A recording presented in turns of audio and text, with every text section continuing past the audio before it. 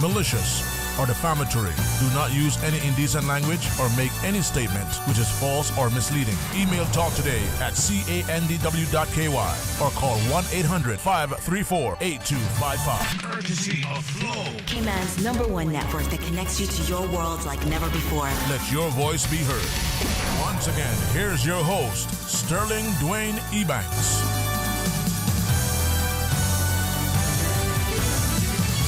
Hey, good afternoon and welcome. I know it feels like January, but we're still not quite yet into December. So let's make the most of today and invite you to be a part of the discussion. So I'm open line until 12:30. Then we have two special guests joining us at 12:30, talking about an event that I think many of us who have experienced it will never forget. Compare it to things that happened, almost like a century ago, 90 years almost. And for those who haven't experienced it, have heard of it, and we come away with a profound impact. Well, we'll tell you about that in a bit, but let's have some open line. 949-8037, 1-800-534-8255.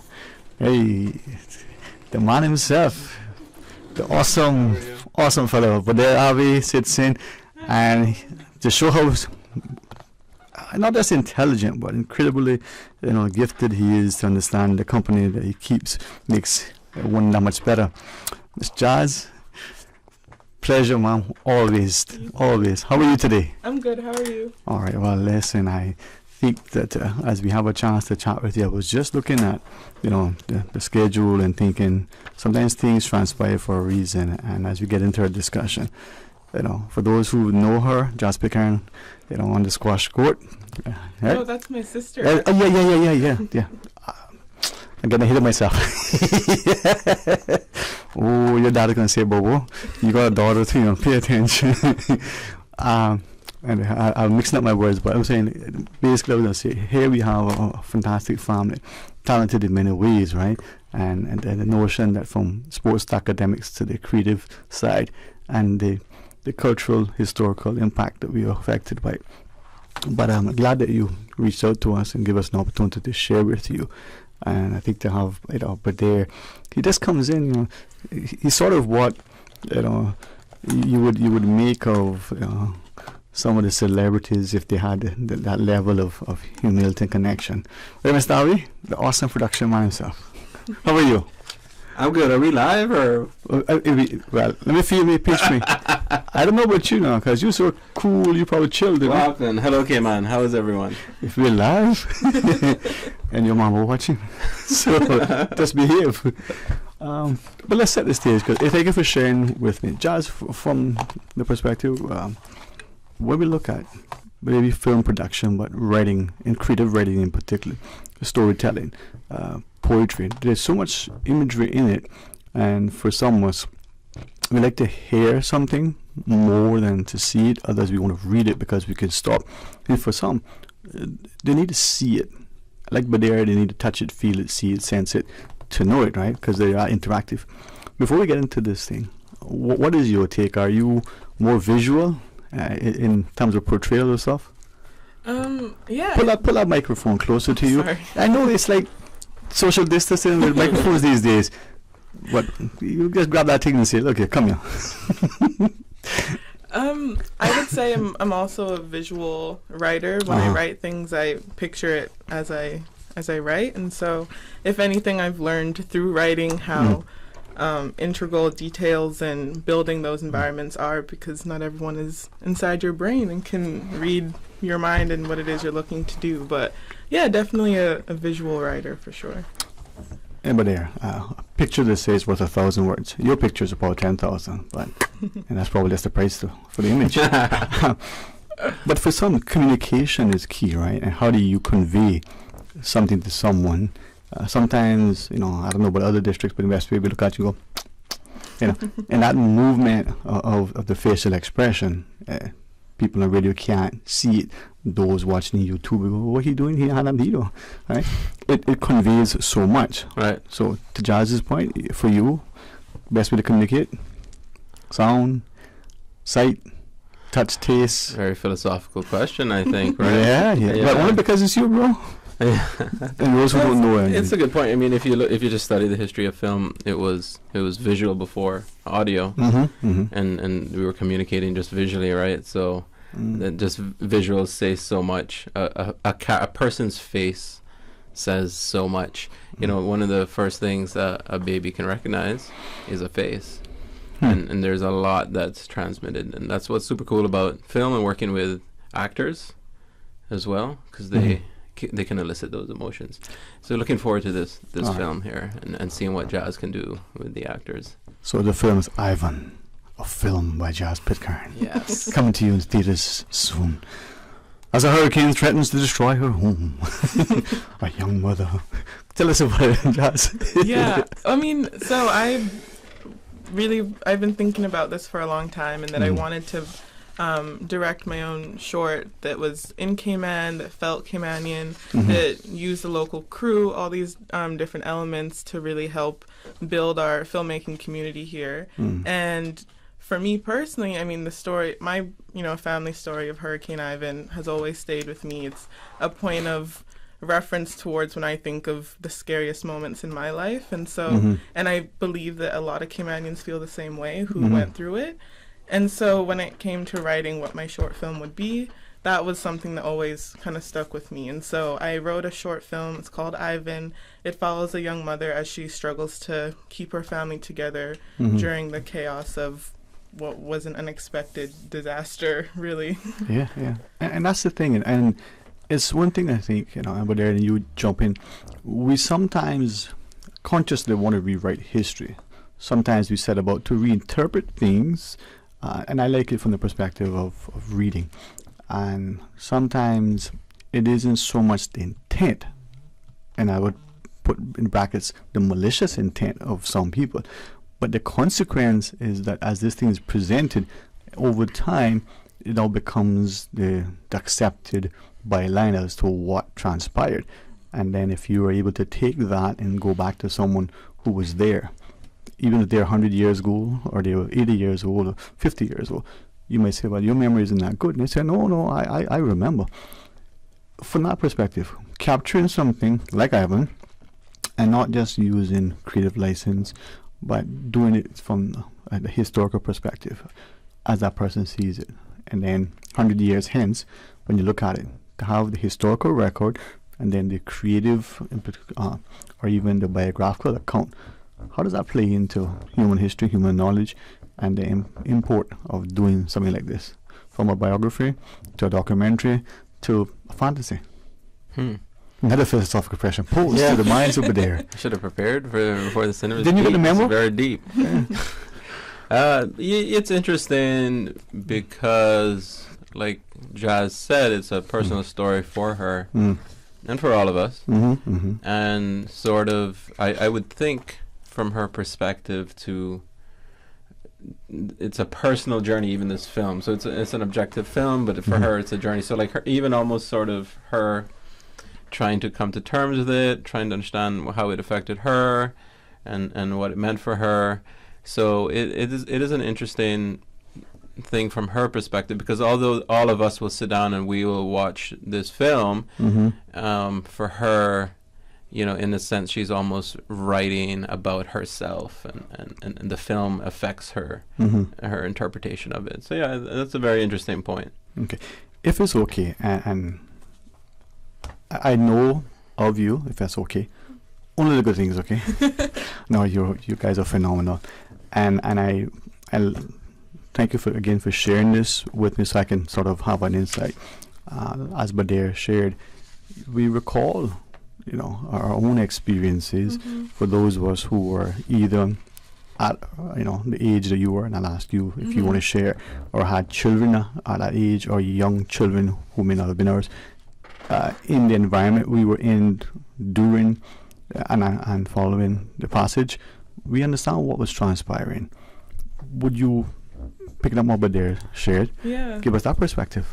Yeah, so I mean, I was 5 years old at the time. My siblings were 2. They're twins. My memories are of my parents juggling kids and diapers, and my aunt being there, my grandma being there.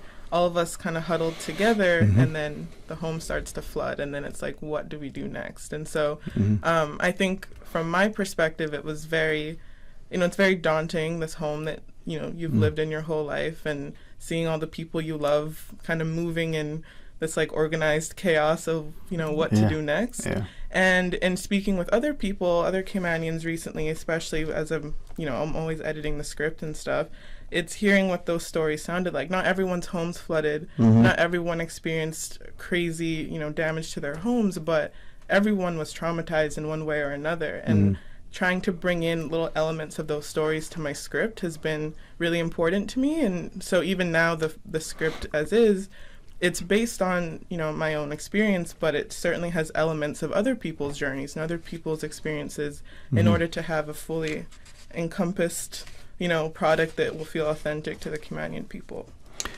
If it's okay to ask, were you intending for it to be as much as possible historically accurate?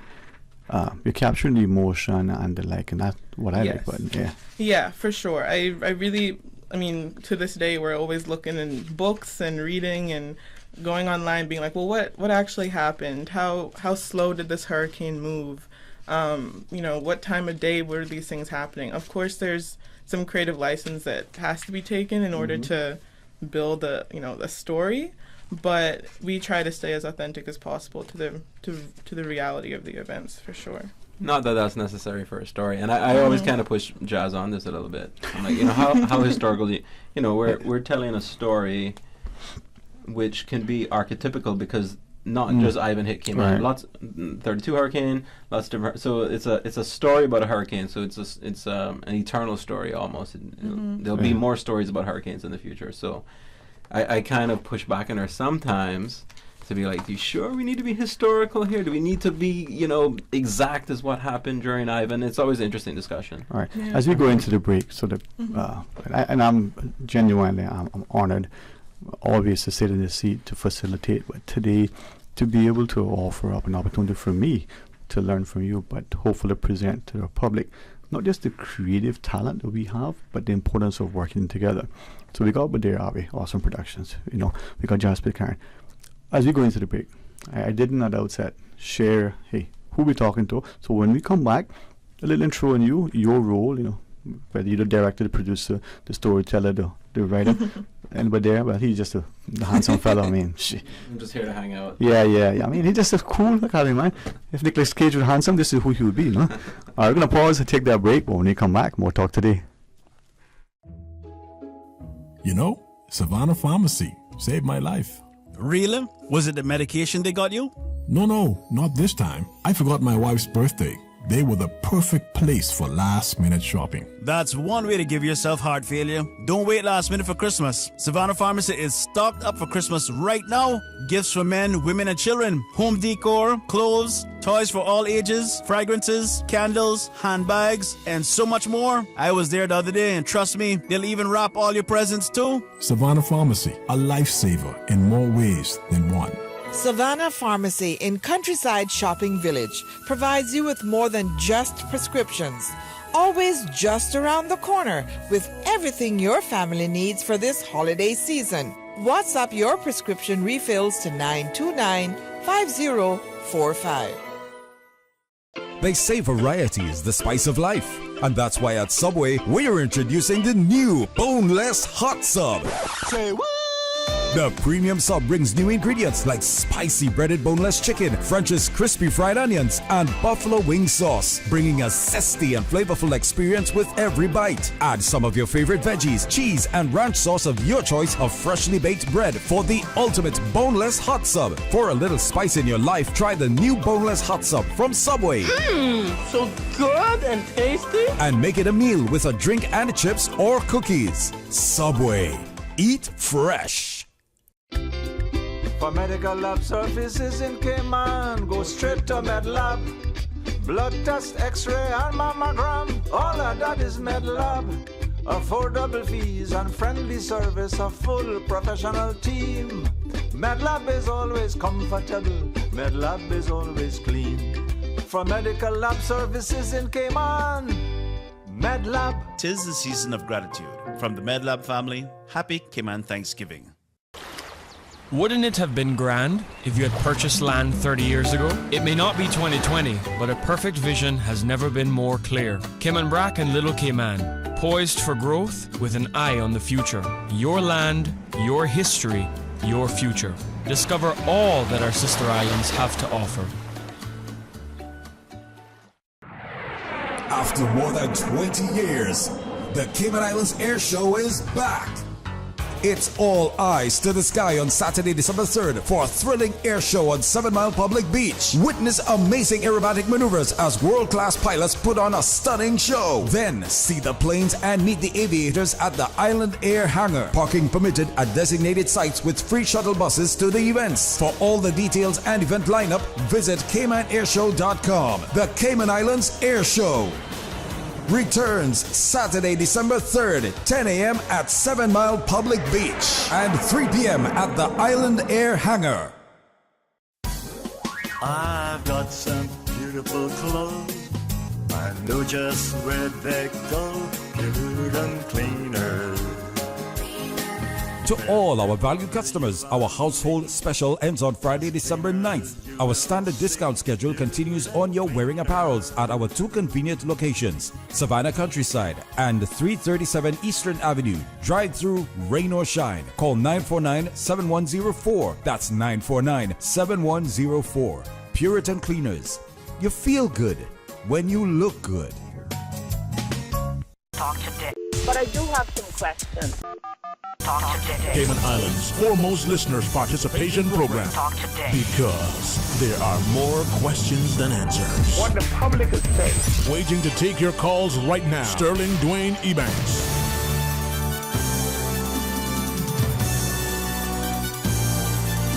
Hey, good afternoon. Welcome back, and thanks for joining us. And thanks too for this opportunity to speak, to Mr. Jas Pitcairn. But there are we. We're talking about a film by Jas Pitcairn, Ivan. How would you, Jas, before I asked you to answer the question that we talked about, how would you know when you hear the trailer for movies and the like? How would you want it to sound? I got me there to do the voice, but how would you want that to sound? For this film? For this short film, how would that trailer be like for you? I used to call it a preview, but my children say it's a trailer. I thought a trailer is where I put a boat on, but it's another story. I mean, I think in this, especially with this film, the sound is really important. I know that we've heard my aunt was a first grade teacher when I was at 5, and she did a little collage, I suppose, of students right after Ivan, and it was a lot of 5-year-olds basically talking about the sounds that they remember hearing during Ivan. Mm-hmm. And one girl wrote it sounded like horses on the roof, and other people have described it as like a monster circling their home, and like a pressure cooker in the in how you feel. And so for me, in the trailer, the sounds I think would be the most evocative part in terms of what that actually felt like for us at the time. Things like dialogue and story aren't as important in this case for a trailer, because it's really, we want you to feel how you felt during Ivan. Right. For you, Badr, I mean, sound is important. When my stomach grumbling like, oh, time for sound. I mean, so what would be the imagery, and what would convey, Ivan? Imagery, sound, dialogue. Yeah, I mean, it could be anything, right? I mean, just the actors themselves, obviously water, and we won't discuss much about how we plan to execute. I won't ask that. Yeah, I'll be mindful. But it is very interesting, right? Because here we are trying to execute Ivan, and it's like, wait a second, how are they going to make a hurricane? Right? You can't make that. So how Jas has sort of written the story to accommodate our lack of resources to make a hurricane, but yet still make the effect. And like she said, sound is key. And I'm looking forward to that part of the production, because I want to see how experimental we can kind of get with it, because there was something about Ivan and even some of them big storms where it almost feels like there's a person out there. Yeah. Yeah. You know, and we give it a name, right? We don't call it by something, a number or some. We give it a name. You know, there's Ivan, Hurricane Susan. I mean, we give it a name. So that you know, and Ivan. There are some Ivans in history that conjure up a person. You know. All right. So yeah, right. Yeah. So it's we're interesting to see how we can personify that. Maybe that may be a bit much, but it's yeah, I agree. Yeah, man. Yeah. And that is where I think for me is intriguing. And I honestly I sort of refrain and try to contain my natural curiosity to ask you, how are you going to execute this? Because that's part of the expectation of what you're going to do. What I will ask though is, when are we hoping to be able to screen this? Yeah. I mean, I don't even want to give a date just in case it doesn't work out. But I would love to execute it as quickly as possible. We have such an amazing team involved. Frankie Flowers is a producer. Grace Byers is starring in it. We're looking towards casting a few other named actors or faces you might recognize. An amazing sound team is being built who've worked on Marvel films. So we're really trying to put together something awesome, and that might take time. I've never done this before. So we're getting stuff from the MCU as well? What? So Grace Byers, in case people don't know, is Faith's sister, but she's like, I am not just no, but that's the talent that we have, right? And I say that because I've always believed that we don't. Maybe it's the scripture that we subscribe to so heavily. A prophet is not without honor. We fail to recognize what we have within our shores. And as I think of this, we have it. Ivan, for me, there are probably many things too that really, really significant. The sound of a freight train, and I've actually heard that sometimes. I'm like, wow. But then there was also the ears popping, the pressure. And my space is in, these multi-story buildings, just a simple little 2-story structure, and I would walk up, a few steps, and I could feel increasingly, the pressure in my ears. Right now, my property is slightly elevated, relative. Hopefully, it was wise in a building on the cliff rock. But when you look around you, there is this gorge, almost raging sea. Around you, it's amazing. It's amazing. Now, as jazz player, Karen, you, or for listeners, in film we have the writer, the director, the producer. We have it all, right? What do you bring to this in addition to writing? Then I ask Badir the same thing. Sure. So yes, I wrote and I will be directing this film. I've also been acting as a producer on the film with Badir, and yeah, I mean, it's one of those, it's a short film. It's very much a all hands on deck situation. And I've been so grateful to the film community in Cayman as well, who've just been so willing to devote their time and their resources to try and make this possible as well. Indeed. And Mr. Avi, producer? Yeah, actor. I'm the producer, the face of film. Yeah. And so I've been helping Jazz put together the logistical and administrational parts of the film. Lots of paperwork, insurance, Excel sheets with information and budgets and expenses and a lot of the boring stuff. So I, as much as possible, try to handle that stuff so she doesn't have to worry about it, so she can think about the creative. Can I ask that? Because I was debating to what extent I think many of us don't really appreciate what it goes in to bring certain things. As a very, very simple example, we're going to be attending many of us Christmas functions for our offices and the like, and there may be a little display. And we come, we enjoy it, the food is great, all the festivities, but there's somebody, primarily, one person that drives it, from the props to the gift wrap, and we just enjoy the decor, but we don't appreciate that took a lot of work, what it may have involved outside of the office. You didn't hire a team, but even if there's a team, so that production aspect of it, the budgets, the finances, if those things don't fall in line, the rest of it, don't. Project management, you need a plumber and electrician to coordinate, not fall over each other. But the guy can't be put on the roof if the foundation isn't laid just yet, and it has to work to be efficient. So that's an important role over there. Yeah, it is. It's what we do. It's our job. It's like not everybody needs to know about that. No. Like if they come to the movie, they enjoy the experience and they get some value from the story. That's what's important to us. Okay. But appreciate you shedding some light on some of the issues that we have to deal with as filmmakers.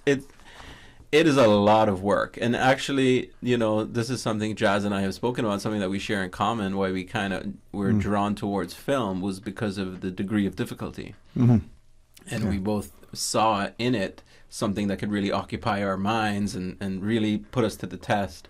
So it's a massive enterprise making a film. I've come to realize it's not that interesting to most people. and that's fine. Just come to the movie, enjoy it. Ignore the credits. You don't need to worry about that stuff. Well, I guess if we're going to appreciate something, we should appreciate it. It would be unfortunate as an Alger to just sit at the table and eat the meal, as some people say, wolf it down, and not stop to savor the flavor, not stop to enjoy the company, the fellowship, but also appreciate that thing that is now in your plate has been prepared by somebody, and you can taste and feel the love. And so what it was, to it. All right, when we come back from our break, could you share more with us about as much as you want about the film? Can we also ask about, if it's okay, financing? Because the only things in life are free is love. Yeah. At least that's what I'm told, but maybe that's paid over time. I'm not sure. I'm going to pause to take that break. When we come back, more talk today. Thank you. For medical lab services in Cayman, go straight to MedLab. For a full range of medical services, pleasant, clean and comfortable environment, no long lines and affordable fees, visit MedLab at the Smith Road Plaza. Open Monday to Friday, 8:30 a.m. to 5 p.m. and half day on Saturdays. Call 949-7331 to make your appointment. For medical lab services in Cayman, MedLab. 'Tis the season of gratitude. From the MedLab family, happy Cayman Thanksgiving.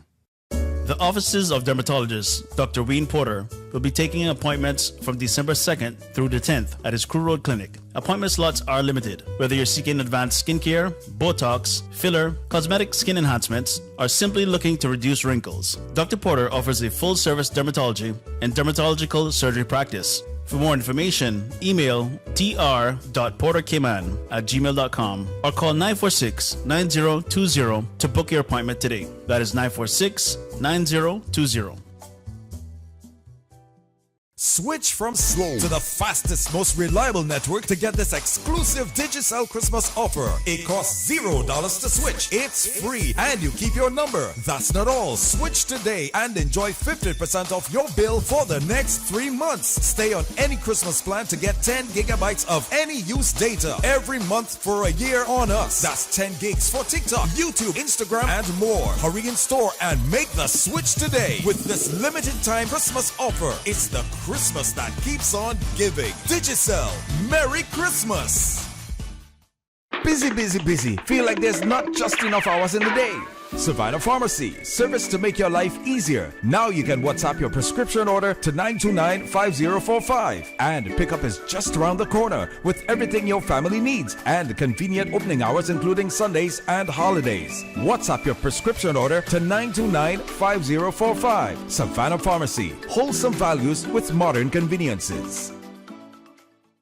As the community continues to take precautions from COVID-19, it is important to stay prepared for other disasters now that we're in the hurricane season. Here are some post-hurricane safety tips from the Department of Environmental Health. Cistern water designated for the purposes of drinking, cooking, and bathing must be disinfected before use after a hurricane. Simply leave the water for 1 minute after it begins to boil, or to disinfect with bleach, add 3 ounces of chlorine bleach to every 1,000 gallons of water. A residual bleach smell is an indicator that the water has been properly disinfected.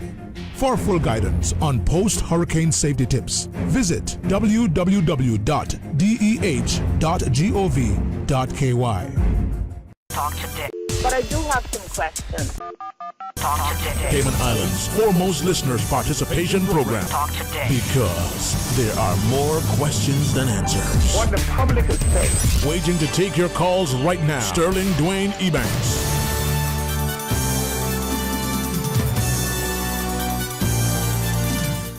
Hey, good afternoon. Welcome back, and thanks again for this opportunity. If you have a question, you just want to pose a comment. For me, it's really honorable to have Jazz Pitcairn, but there are we to sit with us. It's okay, Jazz? Yeah. It's good stuff. All right. Thank you. Ivan, an experience that I think will forever live in the memories of all of us. Hopefully, as we think back to use the word trauma, and I think that is a word I would use as well. That we somehow understand that as bad as it was, it could be a lot worse. Whatever transpired could give us a greater sense to look within, with a sense of resilience that I think we have. You were sharing, and in Ivan was 2004, but there and I, young lads, just you wanted to be set in 2004. Yes. Okay, and so everything that. And then but tell us a little bit, but also the payment as we're going into the break. Very few things are free. Mm-hmm. I mean, the cost of salvation is no, but that was a high price paid by somebody else, right? So how and what we can do to help? I mean, thank you. Take this base. Sorry. Just in my good West Bay parlance, jack that close to your gill. Pull that this way. Sorry. Is this better? No, are you comfortable with that? Yeah. Yes, ma'am. Whatever works for you, you feel good with that. Thank you. All right. Yeah, I mean, a lot of work goes into making a film. Any project, any media project. Equipment costs a lot of money. Manpower costs a lot of money. And women probably even more. There you go. So she's but there you can do more. Feeding people costs a lot of money. So, yes, it is an expensive endeavor. Yeah. And, I mean, I was lucky in that this past summer I was working as a writer for an HBO show. And so I was able to save some money and invest that into this, like with my savings. Also, reaching out to the Caymanian community. We've been able to receive some sponsorship from government and a few other individuals. But there's always room for more support. And so, yeah, if anybody was at all interested in helping to donate and sponsor and support the film, any contribution goes such a long way. They could contact Badir or I, and we can organize that. But Well, I'll leave that to you to tell us how to make contact. And I appreciate you sharing that, and with great respect. I know that many of us will go out and volunteer and solicit, if I can use that word, funds and contributions on behalf of other entities and individuals. But they ask for ourselves, we don't. I say that to ask our people to look at this as an investment, not only in this project and in you, but as a way to inspire other individuals to say, hey, this was achieved, it is now attainable, we have something that an example we can follow, and in short order. But there, go back to your interest, your passion. From your education, one would expect you have gone in another direction, but you've pursuing something, and from the productions that we know you're involved in, it's not just local, it's international. But it's not an easy ride, not unlike the musician, the football player, or anybody else. If we don't encourage and you don't support it, you, the individual, but you, the community, will be nowhere, and that's not nation building. So, money. We all have to support each other in the ways that we can, and we have received some support for the film, in-kind donations and some financial support, and there will be like almost 24 Caymanians working on the film, and so it's a big community project. It's also an important project. Like, no one's really done anything on Ivan. And Ivan and Jazz now has written this and is directing, is going to make this happen, this film about Ivan. I think it's very important historically, and because what if we don't do one now? When do we do one? Yeah, it's been 20-something years now, right? So I think this is important for Cayman, and I think Jazz is aware of that, and I'm very proud of her that she's written this and come this far with it. I think she's a great director, and it's she's kind of carrying Cayman's story on her shoulders a little bit. She's aware that everyone knows about Ivan, and yet here she's doing a film which, you know, it puts a fair amount of pressure on her to be able to tell this story. So, you know, support from the community is really, really appreciated. And if you guys want to support any amount is fine. You know, hit Jazzarai up or Sterling on WhatsApp and get in touch with us. You won't be the only one who's contributed. A lot of people have contributed, and of course we do need more, and that's fine. We'll get there. But it's an important project. So if it is near and dear to people's hearts, that they're willing to open up their wallets for it, that would be awesome. I think this is where that collective, you know, input. We don't want to have sort of sense of ownership, right? But we are believing in something sufficient enough to, what do you say? You know, put your money where your mouth is, but commit your hands and your heart, and they build something. Now, jazz is but they're shared. You're sort of carrying the story on your shoulders. It wasn't the pressure before. I mean, but they're really. but Thanks, Badir. Hey, come on, man. No, but that's why I was asking outside. You know, the historical accuracy, coupled with the creative license. You know, and everybody's story is a bit different. From the person who only had to jump up on the kitchen counter, to the person who was, you know, one-story house up into the attic. To potentially that person for whom, however that structure is built, is cognizant of what is going on around them, but is so elevated or so insulated or somehow, you know, in a steel envelope that they don't have that. To the individual who exited, you know, perhaps reluctantly because of the family's insistence, or who say, you know what, cut sticks and leave. Everybody has a perspective, you know.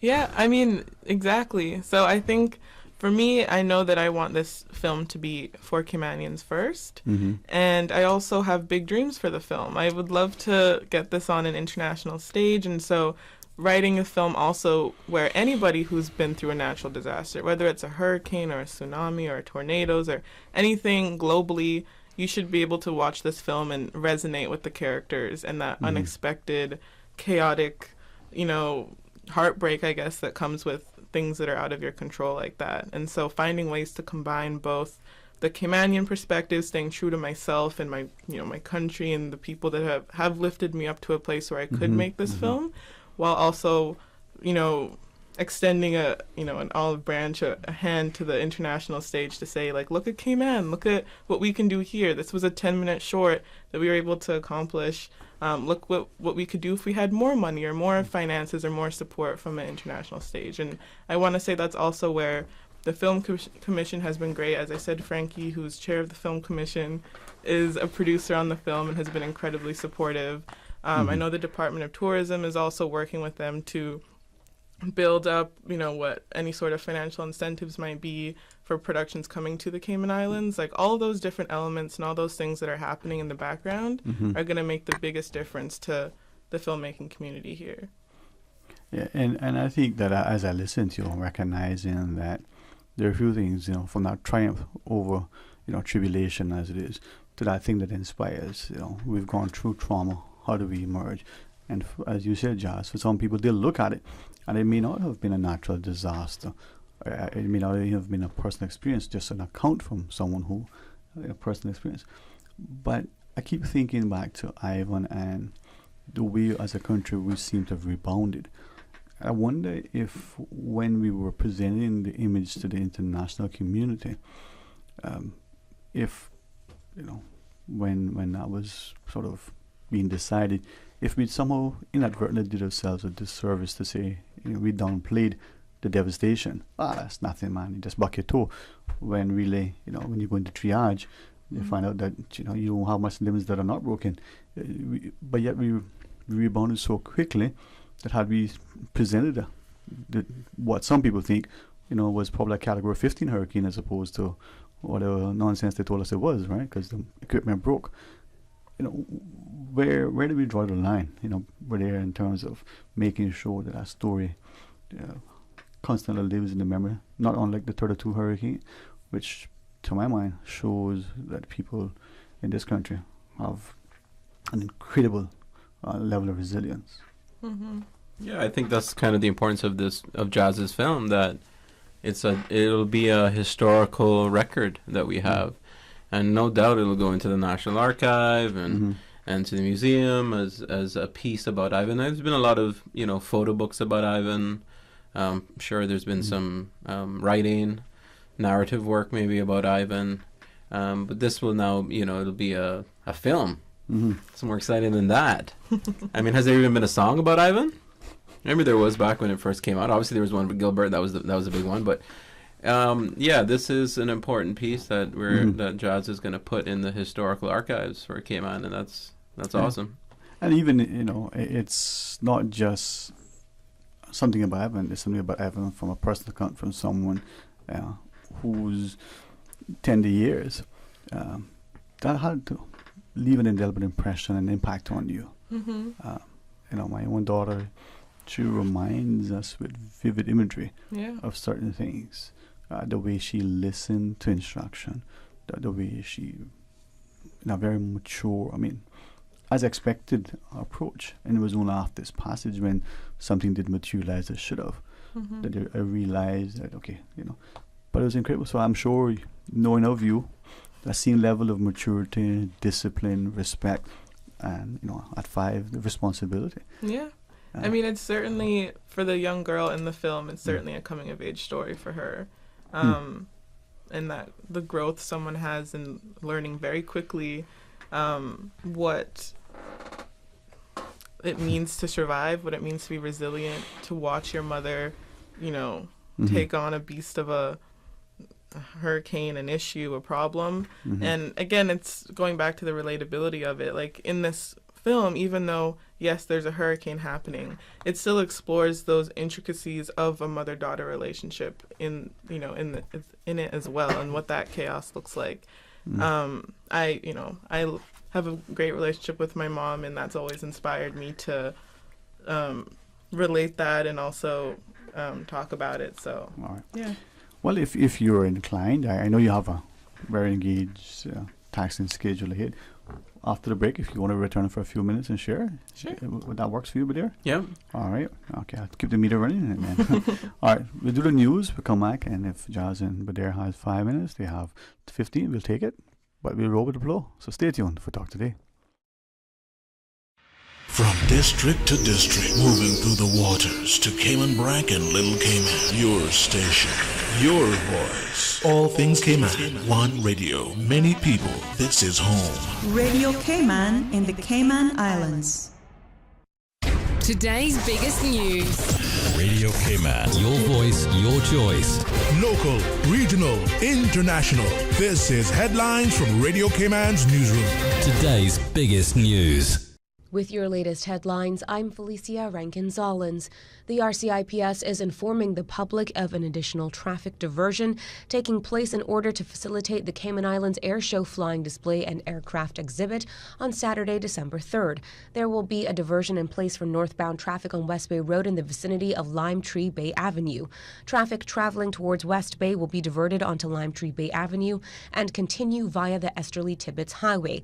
However, persons traveling to the parking area at the Caboose site will be permitted to continue northbound past Lime Tree Bay Avenue. In international news, Russia has hit out at comments from the Pope that some minority groups of soldiers have behaved worse than others in the invasion of Ukraine. The cruelest troops are generally Chechens and Buryats, Pope Francis told a U.S. magazine. He also labeled the Holodomor famine caused by the Kremlin in Ukraine in the 1930s a genocide. Russia called the remarks a perversion and said national groups were one family. Merriam-Webster, America's oldest dictionary publisher, has just chosen gaslighting as its word of the year. Searches on its website for the word have spiked by 1,740% in 2022, according to the company. Gaslighting is the act or practice of grossly misleading someone, especially for one's own advantage. In this age of misinformation or fake news, conspiracy theories, Twitter trolls, and deep fakes, gaslighting has emerged as a word for our time, Merriam-Webster said in a statement on Monday. These are your headlines. I'm Felicia Rankin-Zollins. For the latest in news and information, follow Radio Cayman on social media, Facebook, Instagram, Twitter. Download the Radio Cayman app or log on to our website, radiocayman.gov.ky. Radio Cayman is pleased to feature this special Sister Islands historical vignette brought to you by the Ministry of District Administration and Lands. Explore your history, explore your land, explore your Sister Islands. Born in Creek, Cayman Brac on the 25th of September 1939, Henry Mansfield Connolly was the third of 8 children for Henry Kitchener and Olive Connolly. As with many of the men of his generation, he went to sea at the tender age of 15 and worked for Mr. Southwell and National Bulk Carriers for some 30 plus years. During this time, he rose from being an oiler pumpman to the post of second engineer after completing correspondence engineer courses from a school in New York. He sailed on many ships, including the Universe Leader, Universe Defender, or Titan, or Venus, or Meteor, or Transport. After his tenure at National Bulk Carriers, he was one of the few Brackers who worked with Cayman Energy Company doing the ship-to-ship oil transfers off the island in the 1980s. After a medical injury, he retired from sea and started his own plumbing engineer company, C&H Plumbing.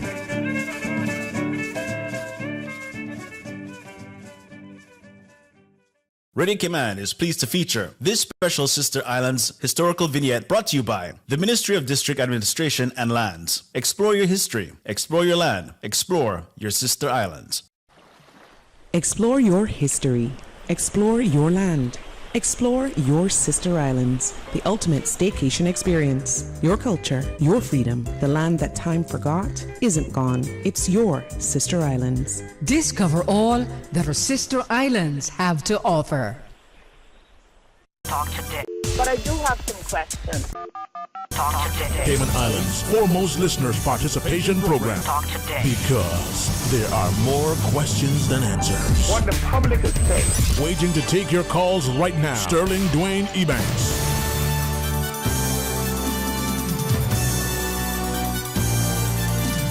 Hey, good afternoon. Welcome back. Thanks for joining us. And in the studio, excellent company of Jazz Pitcairn, together with Badir Avi. And we're talking about a film by Jazz Pitcairn, Ivan. Thanks for the few extra minutes. Please use it as you wish. Hopefully it'll be beneficial. I'm also prayerful that as a country, individually, collectively, whether it's a corporate entity or some other, sort of conglomerate, that we come together and be supportive financially. But also prayerfully, but also physically. If we have the success of one of us, then that should inspire the success of more of us. And unless and until we start to respect and appreciate what we have, the resources and the abilities within our people, we'll always be trampled, and we got to rise above that. Stop being crabs in a barrel, right, Jazz? I mean, we got good people like you and Badir. It's all good. So what more would you want to share with us? Should we ask Badir? Because he can talk on the fly. He's not just handsome and good looking, man. Hey, mama, say, look at that. I made a good boy. Right, B? No, but I wanted to ask if it's okay. And I am cognizant that many times when we do things like this, even that architectural drawing, that eventually will go to planning approval for your dream home or a project, that intellectual property, for what it's worth, you kind of want to keep it close. And I imagine film, like the manuscript for the next novel, you don't want to share it always. But what can we ask about some of the things? I mean, it's going to be filmed in Grand Cayman. Will we go over in the Brac? Will it be exclusive in East End? Will you get a good space in Come West Bay? I mean, what are we talking? Where are we doing it? So, I mean, yes, we're filming in Grand Cayman, and we're going to be shooting in one of the oldest homes in Cayman as well. That is a really cool piece of history that we get to showcase. Mm-hmm. Yeah, we're going to shoot over a couple days, really. It's a very short time frame to crunch in and get a lot of stuff, but I'm very grateful, as Badir also said earlier, we have about between 20 and 30 different Caymanians involved in the shoot, who I'm also getting excited because we're getting to do things that they haven't necessarily had the chance to explore yet, things with like CGI potentially, and fun film tricks and stuff that we see on the big screen these days, but aren't always achievable on a smaller scale. And so coming up with creative ideas to accomplish building a hurricane that also provides a new learning opportunity for everybody and makes them now qualified to go on and do other things has been really exciting. There? Yeah, we're filming in Cayman. The film pretty much takes place in the family's house. We have about 14 scenes we need to shoot in 2 days, two and a half days. So it'll be pretty packed, but it's only a 10-minute film, and but it's still a big deal. It's still a lot to get in those 10 minutes. All right. And yeah, it's. But two things. I recognize, and perhaps you'd help us. My friends and family who, photographers and the like, that one image, so that 1 hour of a photo session is 10 hours of editing. So that 10-minute film, that may be hundreds of hours of production. Right? Yes. So I want people to understand that you're seeing the finished product with 10 minutes, but that's 10 minutes of countless hours. I mean, we've been working on this more or less full time since September. We're filming in 2 weeks now, less than 2 weeks, and then the post-production process will be another 6 months probably. So yeah, it's a lot of stuff before and after the actual filming part, but it's exciting. You get to work with a lot of cool people, even like finding composers and finding all these really interesting people who bring their own element and voice to it, and having as many Caymanians involved as possible. We have a question off here, and only if you wish. We're referencing the cost, the budget, and the like. And I'm hoping that this is, an offer either directly or indirectly for financial assistance. But if it's okay to answer, we certainly hope it's okay to ask. What sort of budget? What kind of, expense? I mean, is this like a $1 billion budget? One of the,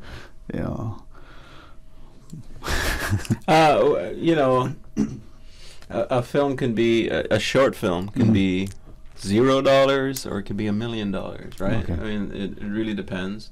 We're about 40,000. Okay. So Jazz and I we put together the budget months ago. That's one of the first things you do. You schedule your film, budget it out. What are you looking at? And then throughout the process, we've kind of like rewrote the script against the budget. Can we have the money here? We need to raise more money here. Can we save some money there? So we're hovering around that. Yeah. Well, I was gonna say we're a bit over budget right now.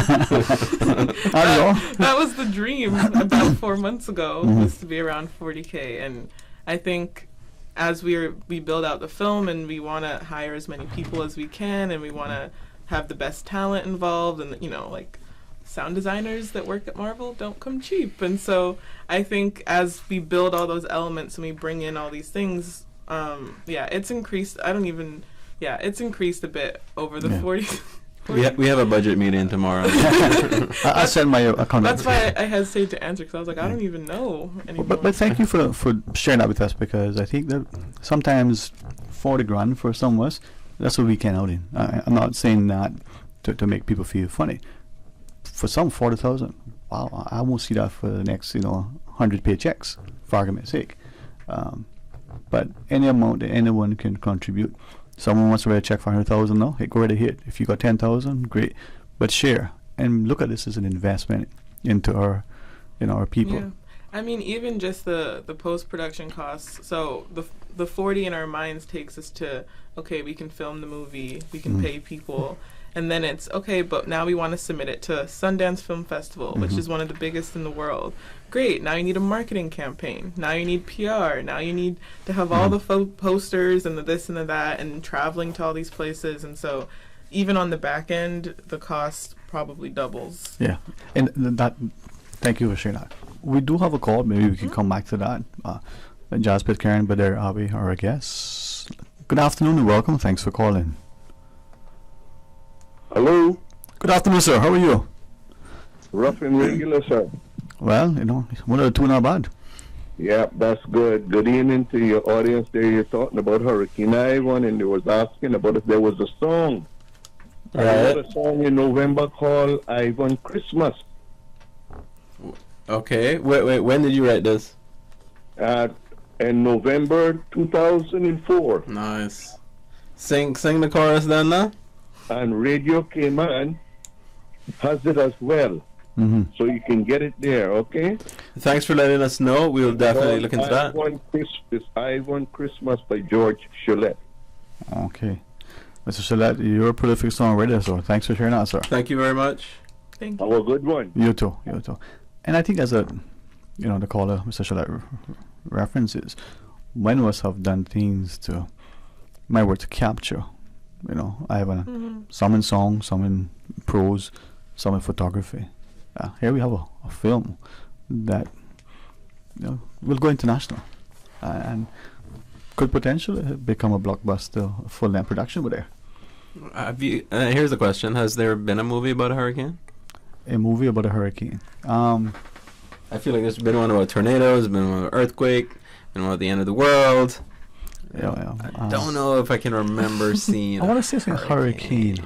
I mean, also what Badir's hinting at is that the idea is that this is a proof of concept for a feature film, that we get to make in Cayman and do a full hour and a half. Yeah. Really dig into all the different perspectives of Caymanians and what that looked like for them. So yeah, that's the ultimate goal, is that someone sees this and they're like, great, let's make a whole feature film and it will be a blockbuster, Right. And I don't think that many of us, we talk about the film commission, whether here or in the state of Georgia or Canada or different places. Those are significant economic drivers for those communities. The employment, the promotion. But for me, the fact that you may have someone in that community who says, I would love to do this, to be a director, producer, or writer, and actor, but there is limited opportunity in that space. If we have that here, that's one more, potential career avenue, or if nothing else, allow that person to pursue an interest or passion. We need to kind of get out of that mold and stop limiting our people and hindering, their success, right? But there. Yeah, and I also, on that note as well, if there's anybody who is interested in film or writing or directing or anything like that, and they just want to talk about it or, explore whatever those passions are, feel free to reach out to me anytime. I'd love to talk and keep learning about all the Caymanians here who are interested in filmmaking or the arts. Thank you for that. Yeah, I think just to follow up on that Jazz is someone who was encouraged to be a filmmaker, and here she is, only 23. I didn't tell me to say that, Jazz. But thank you. Writing and directing Ivan at such a young age, an important piece. So, here we have proof of what can happen if you can support. And as you heard her say earlier, she's been working on HBO. She's a writer. She's working in these writing rooms, and so there's already success there. And Jazz was at one point, in school trying to figure out what she wanted to do, and she sort of, early on made this decision to make a film and or to become a filmmaker, and I think she was encouraged from what she's told me, and that's great. And I'm sure there's more who are out there, and maybe when you're 23 you can do your film as well. So get in contact with us. A long time ago, Jazz remembers when we met, although but it was the same situation. It was filmmakers kind of meeting to see, hey, let's meet each other, and so reach out to us, and we do have newbies working on this film, and we'd love to have more. Yeah, and I think as Badir speaks, that's what's crucial. And again, if I'm not sharing it properly, please guide me. But absolutely imperative, we need to nurture and support, not just as parents with our children, not as siblings, but as a wider community. And as Badir mentioned, 23. But think of the stock from which you come, our parents and their parents. At 23, look at what they were doing, and for some, I say, hopefully it'll offend somebody enough that they'll look at it. We're so stupid into thinking that at 18 or 16 or 23 that we can't and we shouldn't, but yet we grumble and complain when we read international media, and here's a 35, 40-year-old sitting in a mama couch, no ambition. Us, but that's not who we are. We're working hard, we're driven, we're motivated. That's the expectation. Let's ensure that we give the motivation and the encouragement and the nurturing and the support so that we realize our dreams. What's going to take, man? For me to come and grab them and slap them? I'm just kidding. Yeah, I will say, as Badir said, to echo that, my parents were incredibly supportive my entire life. They never made me feel like it wasn't a real career, or that it wasn't something I could make a living on. And so that support really, pushed me to be like, okay, cool, I'm gonna do this. I'm gonna try to go to the best school, I think, for me, and learn as much as I can, and get internships and be an assistant, and just work my way up in order to achieve what I have. Well, if it's okay to say to you, your mom is great, but your dad is phenomenal. He's a super guy, and this is what it's for us as parents to support and to nurture and encourage, but truthfully, I mean, if I wanted to be a basketball player, my dad would say, Bobo, just go football, and even then you should get a day job. Be loving and kind, but do it properly, and open up every channel you can. Be their the greatest cheerleader. That's where we have success, and more importantly, that's where we have contentment. So I'm honored that you guys was come and spend some time with us. I'm hoping that the community will respond to support, maybe what my friend calls craft services. Maybe someone there who, hey, you know what, I can cater for a day. Whatever it takes to bring it to fruition. Yes, thank you very much. Thank you very much. Well, accept the public invitation to come back on any point in person. For a quick phone call for whichever, and maybe you film and I know you do this often, but hey, today I need a talk show host, someone, whatever you need that we can help the cast and call after production. Anything we can do to help. All right. Thank you. So we may do that. All right. Well, we're gonna pause. We're gonna take a break. We had something scheduled, but it means now that we're gonna have open line, and I'll encourage Susan to share her poetry. She'll encourage me to sing. So between the two of us, we'll shine. Stay tuned for Talk Today. For medical lab services in Cayman, go straight to MedLab. Blood test, X-ray, and mammogram. All of that is MedLab. Affordable fees and friendly service, a full professional team. MedLab is always comfortable. MedLab is always clean. For medical lab services in Cayman, MedLab. 'Tis the season of gratitude. From the MedLab family, happy Cayman Thanksgiving. It's November, and November is Gimme Story. The Cayman National Cultural Foundation presents in your district Gimme Story. 6 evenings of free entertainment for the entire family. November 25th through December 2nd, featuring the best of Cayman's homegrown storytellers. For more details, visit artscayman.org or check us out on Facebook and Instagram at Cayman Culture. Remember, vote best fried fish in each district. Did I mention you get in for free? And we're starting on time. So hurry up, Gimme Story. This gonna be good. Did you know that ValueMed Pharmacy has a free online prescription service? Managing your health and medical requirements has never been easier with ValueMed. Simply visit value-medpharmacy.com. That's VALU-medpharmacy.com and click the Refill Prescriptions tab on our website. Fill in the information for new prescriptions or refills and choose your preferred pickup location. ValueMed on Walkers Road or Boddentown. Then bring in your original prescription from your doctor when picking up. There's no need to stand in line and wait for your prescription. Save time and pick up prescriptions at your convenience by visiting value-medpharmacy.com. That's VALU-medpharmacy.com. Switch from slow to the fastest, most reliable network to get this exclusive Digicel Christmas offer. It costs $0 to switch. It's free and you keep your number. That's not all. Switch today and enjoy 50% off your bill for the next 3 months. Stay on any Christmas plan to get 10 gigabytes of any use data every month for a year on us. That's 10 gigs for TikTok, YouTube, Instagram, and more. Hurry in store and make the switch today with this limited time Christmas offer. It's the Christmas that keeps on giving. Digicel, Merry Christmas! Talk today. But I do have some questions. Talk today. Cayman Islands' foremost listeners' participation program. Talk today. Because there are more questions than answers. What the public is saying. Waiting to take your calls right now. Sterling Dwayne Ebanks.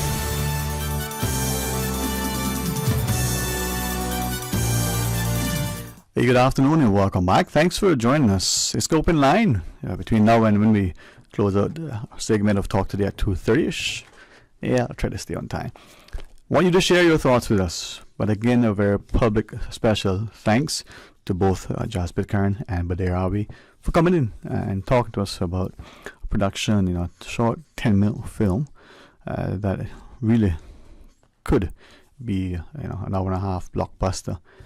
If we would encourage our people and show them support, sometimes it's financial support. It's not just the prayer that is crucial, but what they say, faith without works is dead. So we pray for our success, but we also offer up, something that physically, financially, and prayerfully adds to the positive outcome. Really appreciate them giving us a chance. So I've on a film with Jazz Pitcairn. Hopefully starts production very shortly, and you'll see what more can come. And I said at the outset, during the discussion with them, that we seem to have this notion that other people in other places, but even other people who come here, we celebrate their success, we encourage it, but we don't do the same for our own. And if you live, work, and call this home, well, I want to refer to you as our own. So let's make sure that we do just that, but also when we are working and achieving, and as we attain the things we set out, that we remember to not only give thanks, but to very positively and complimentary speak to what is, the Cayman Islands and its people.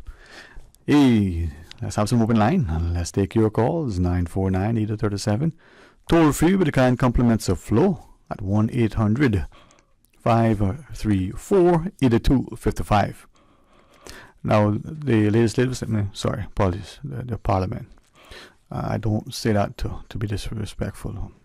From the counsel and instruction and schooling that I have received, and even more recent, I want to pray one day that this fine gentleman would join us in studio. He has shared repeatedly that we seem to have this notion in our society that many people say, you put lipstick on a pig, still a pig. Or you seem to want to call things, and from the perspective of always using euphemisms to renaming, giving labels, that somehow that changes, what it is. So his view is that because we're not an independent nation, we don't have a parliament, because of the desire to paint certain things, and for some people, including, and he said, rightfully so, the politicians who believe that they're, not just expected to have, but for them, they're entitled to have certain protocols extended to them, and their extended families, when traveling, how to be addressed. He says, too many people subscribe to style and have no substance, but the public don't know any different, so they just go along, and then all of a sudden, what is wrong and how it's being called right.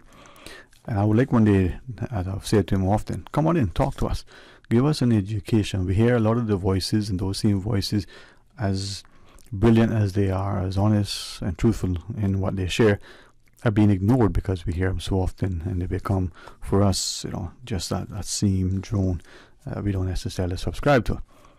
And if that is improper, or you find slightly offended or majorly offended, please share with me so that I can extend the appropriate apology. But the truth of the matter is that we need to call a spade and stand our ground, and recognizing that even though something is truthful, it doesn't have to be maliciously said, and even though it's truthful, it may still hurt. But if we take it on board, perhaps we can improve from it. If we ignore it, well, we'll never learn. So what is on your mind? 949-8037. Or toll free with the compliments of Flo at 1-800-534-8255, or you can WhatsApp 925-3261. Those are the ways to get in touch with us. For those of you who have another channel, well, you can use that as well, but that's not for everybody. Now, I say that to share that in the last little bit, let's put it that way. So from today is almost the end of November, so about 20 days or so in, and we've had increasing question and discussion about the digital ID bill, the law, and the like. And a number of you have, posed questions, of expressed, okay, you've got some clarity. No, you have more questions. And some have seen the importance of what, legislation, when it comes before the House, the need for the country to be aware of it, to not just inform themselves, but to engage, and either to stand to support or to ensure that where necessary, they oppose. Now, one individual said, we've created this division in our house because of the adoption of the party system where we have the government and then the opposition, which is the government in waiting. But is it opposing? Is it doing its role? Well, let's go to the phones. Hey, welcome. Good afternoon. Thank you for calling. Yes, me again, Margaret. How are you? I hope you don't mind. I was speaking very favorably of you last evening, of just being so grateful that you would take time, like many, and share your thoughts so publicly. So good afternoon to you. Yes, and I heard that pastor came on after a while that I came on and talking about having this street revival or whatever you want to call it. Yes. Sterling, there's so much to talk about and very little time to talk about it, and there's a rumor going around that they want to remove the governor's location. Did you heard about that? Yeah, I think it's one of it's in one of the media outlets, sort of presented there. And well, I'll tell you what I heard if you have a particular question or comment, but you go first, huh? Well, I don't have I just heard it passing, so I don't have any full details or whatever. Okay. But I gotta put my input on, even if it's not even true or true. You understand? Yes, ma'am. Yes, you know that governor's house been on the beach there from day one, and every governor came here, lived in it, and all the fans entertainments went on down there. And to remove that now in this day and age, and bring it to make it be now a public beach for the locals, I understand that's what a hearing would like to do. Sterling, to talk about going to if that ever happens and turn it into a public beach for the locals to go there, it's going to be a chaos down there, because on the left-hand side and the right-hand side, they're not going to want us to come down there and mix and mingle with them, because they feel so secure now, and their place is so. I use this term so beautified that they extra garbage and all the hollering and screaming and cussing and going on and yakety yak. You understand where I'm coming from? So now on the left hand side and the right hand side, I mean, if that ever comes to come through, that they would move that and open that into a beach. The locals not going to be comfortable down there. They're going to be harassed, and they're going to be bullied, and they're going to be signs put up, no trespassing here, no trespassing there. So where do we go again? When if that was to ever happen, which I hope it never do, remove that governor's resident home there. What I say about that governor's resident home there, Sterling, they need to put all the big highfalutin part of government down there to live. And try to cut back on all of this allowance that these members are getting, and they go home to the family on the weekend. That should be go up on a floor or two, and when they can have their meetings and so forth down there with the premier and this one and the next one, and you know what I mean. Not just that's not just tea and coffee and cookies and garden parties and whatever the case may be. Turn it into more structural work enforcement down there, to the fact that I can't see that being moved, and I hope to my goodness that never comes in the making, because I just saw some weeks ago where Mr. Brian talking about trying to work on affordable housing for tourism work permit holders. I'm like, what about us that can't pay rent and mortgage? Yeah, and as you share that, right, it's interesting, and I'll say this, and people hopefully will see this as an opportunity to engage in meaningful discourse. We may have disagree on our approach, we may disagree on our outcome, but if we can do so in a civil, respectful, responsible way, we might actually get somewhere, right? So your 2 points. We know that just very recently in the public media, a number of private sector organizations have shared that they're having trouble finding affordable accommodation for their work permit holders, right? And to your point, well, why is it a problem now? and not a problem when people who are already here, in particular Caymanians, who are saying we can't afford anywhere. And if you're willing to make concessions, I think some of the suggestions were allow more buildings and more rooms and more structures on a space. That in and of itself is probably not a bad idea because we have limited land space. But if you could do it for one set for one reason, why can't it be beneficial to all and sundry if we're looking at affordable housing? Exactly. Right? Exactly. And then to your former point with respect to the governor's residence. Now, I hope that I have conveyed this publicly, but if I haven't, let me say it once more. The office of the governor have utmost respect if His Excellency doesn't mind as an individual. Even greater respect. I think he's a phenomenal gentleman, a true diplomat, and just a very, if I can just casually say, a fun guy, a really nice guy, if that's okay to say it that way.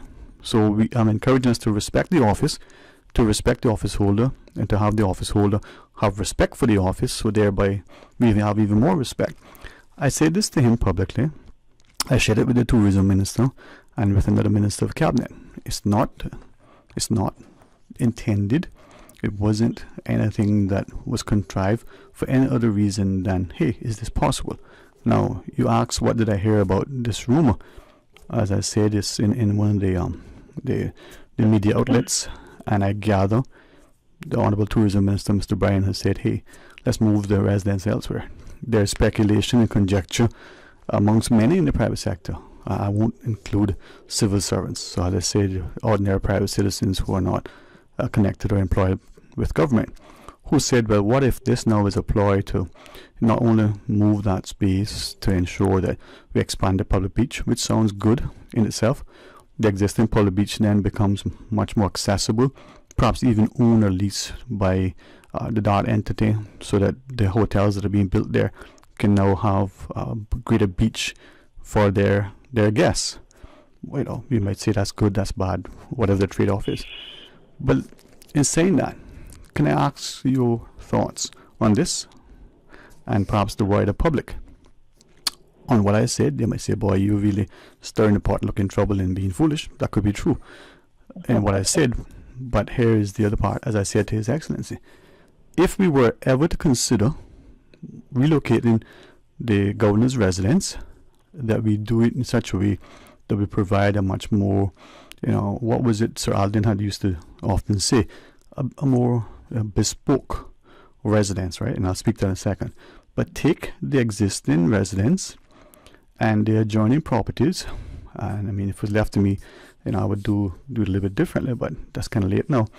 But take those two parcels, as it were, and you take the existing residence and create a day center primarily for our seniors in our community, where our seniors can come, they spend the day, they can do all sorts of things, they can be properly engaged. The sea's right there. The catboat club could be a part of it. We have the school children coming in, and we maintain a strong connection to our seafaring heritage.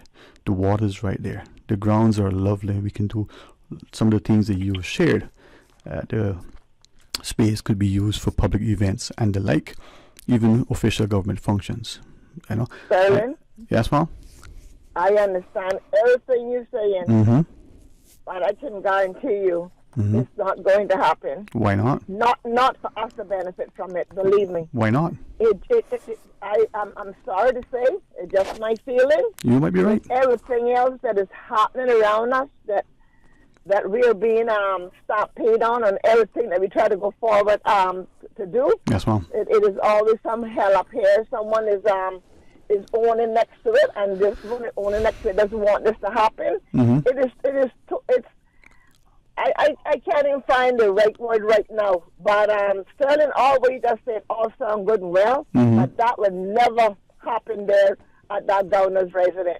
Okay. And to move that governor's house, where would they build a new home for the governor? I don't see it. That's the perfect place, and it should just stay as is. I'm very much in agreement with you in terms of the historical. But to your point, where would we move it? Where should we move it? Should we put it in Safe Haven, Yacht Club? What's some of those places that I think some are called old, dredged up, pumped up places that are already gated? or should we put it where it has even a greater historical and cultural connection that could, by building this purpose-built facility, residents to cater to the visiting diplomats and to provide that level of security and status that is fitting, of His Majesty's connection. Still getting used to it. Yeah. Why? I can't see.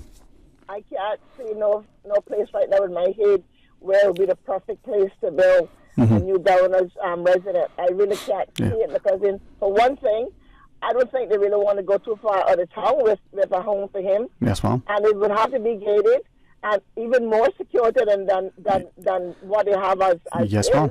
Yes, ma'am. So that's another expense to government. Okay, so, and I love your point, right? I think we're kind of on the same page.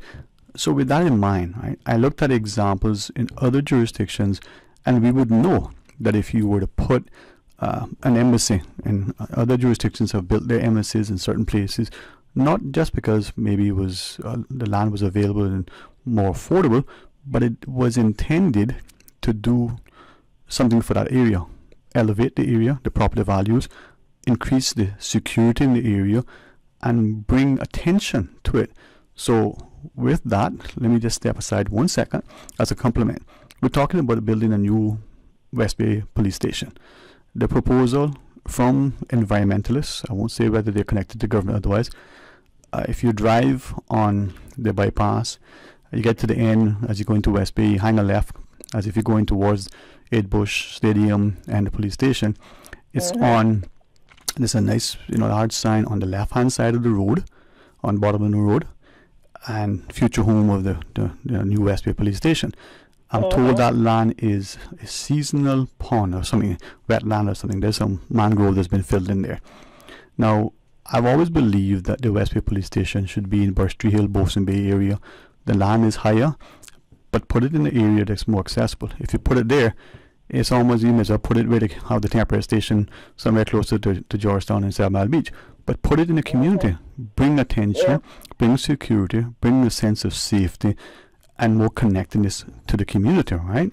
So with the governor's residence, if we were to put it in Watlers Road, some people say, oh boy, you're being inflammatory. No, I'm not. Think of the logic, right? You just said to the security, you put it in Windsor Park area, you put it somewhere in Scranton area, so assuming land is there, somewhere perhaps in the Rockall area. It's still central to town, and you build a wonderful, nice compound. You create this environment where maybe it's beautiful private residence. There's a sort of semi-public space. There is the visiting dignitaries, residents. The architects and urban planners can do it much better. But if you create this thing, right, you've created the security that the facility should have, even though Cayman is safe. You create the level of space and privacy and all the things that you need, and it could be beneficial, right? But our problem is, like as you just said, we never seem to think to doing this benefiting Cayman and its people. We're always willing to give a concession for, the deputy premier talking about third-story building, right? You go up in a third-story building, look out, maybe you get the jitters, maybe you get excited.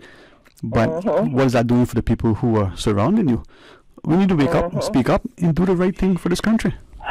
Exactly. And certainly if they even decide to move that governor resident, and if they put it where it's not fully developed as is, and when that building is built, then everybody's going to come and start building around the governor's resident. You understand? That they open up the land and start to build something. Right.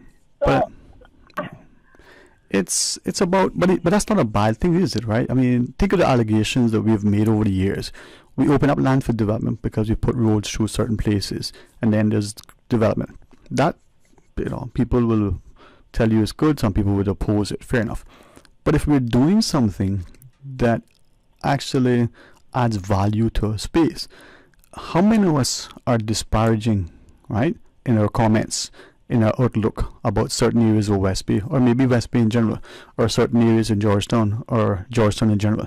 Why are we doing that? And if there is an area in our country that we say is a blight in the country, well, are we going to ignore it, or are we going to address it and figure out? Because the people who live there are, I'm convinced, are themselves concerned about maybe the allegations of drug use or the rampant drug use or the loitering or the littering or the whatever.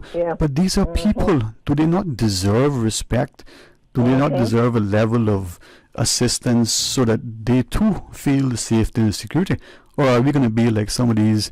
I really got to contain my words, but no good people who don't have anything and have nothing to offer, but they build themselves into gated communities, and that for them seems to be class. But they'll never have a class because they don't have it.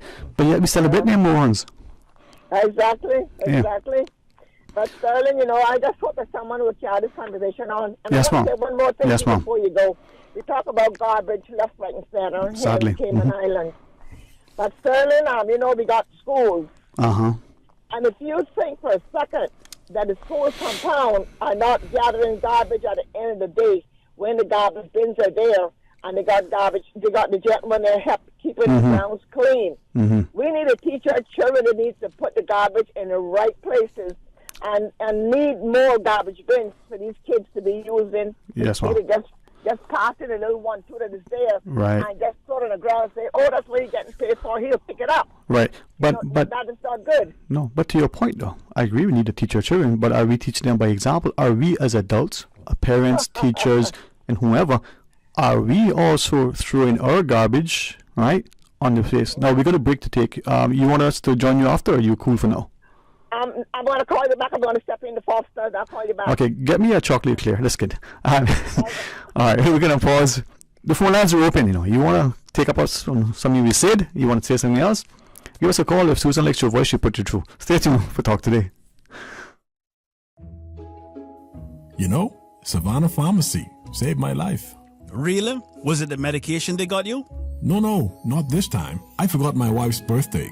They were the perfect place for last-minute shopping. That's one way to give yourself heart failure. Don't wait last minute for Christmas. Savannah Pharmacy is stocked up for Christmas right now. Gifts for men, women, and children. Home decor, clothes, toys for all ages, fragrances, candles, handbags, and so much more. I was there the other day, and trust me, they'll even wrap all your presents too. Savannah Pharmacy, a lifesaver in more ways than one. Savannah Pharmacy in Countryside Shopping Village provides you with more than just prescriptions. Always just around the corner with everything your family needs for this holiday season. WhatsApp your prescription refills to 929-5045. For medical lab services in Cayman, go straight to MedLab. For a full range of medical services, pleasant, clean and comfortable environment, no long lines and affordable fees, visit MedLab at the Smith Road Plaza. Open Monday to Friday, 8:30 a.m. to 5 p.m. and half day on Saturdays. Call 949-7331 to make your appointment. For medical lab services in Cayman, MedLab. 'Tis the season of gratitude. From the MedLab family, happy Cayman Thanksgiving. From boat days to beach gatherings, leave the catering to Subway. Choose from small and large sandwich platters, double meat wrap platters, and top it off with optional cookie platters for dessert. Or ask about our Subway box to go with the option of 6-inch or foot-long sandwich, 1 cookie, and 1 bag of chips. For all occasions and celebrations, let Subway focus on the food so you can focus on the fun. Visit subway.ky for catering options. Subway. Eat fresh. The Department of Agriculture would like to advise the public that appointments for Christmas abattoir services should be scheduled by November 30th. This can be done at the main office reception desk on Lottery Road, Bodden Town. To learn more about the DOA abattoir services, required information, and delivery dates, visit the Department of Agriculture on Facebook and Instagram or call 947-3090. Your Radio Cayman 6 p.m. news, Monday through Friday, is brought to you by Logic. Your life connected. It's Tuesday, and you know what that means. It's 2-for-1 Taco Tuesdays, and it's happening all day long at Tucker Restaurant and Bar, located in East End and West Bay. Who doesn't love tacos, especially when they're 2-for-1, featuring specialty tacos like peanut chicken, blackened fish, pulled pork, vegetarian and coconut shrimp, and of course, all of your favorites.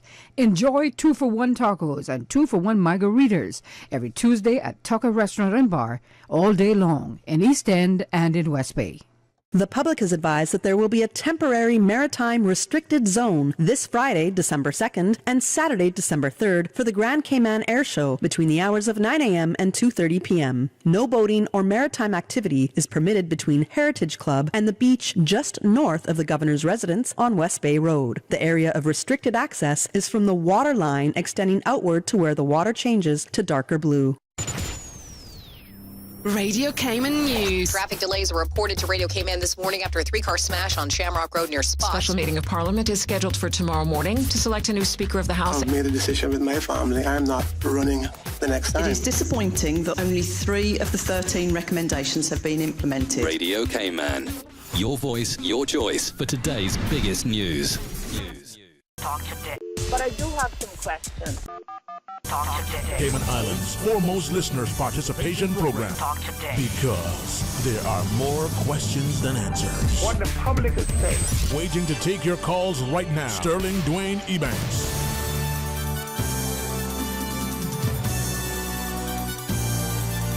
Good afternoon, welcome back. Thank you for joining us. It is open line 949-8037, 1-800-534-8255, or you can WhatsApp 925-3261 and share your thoughts with us as we invite you to share. Now, the last caller, I think she always,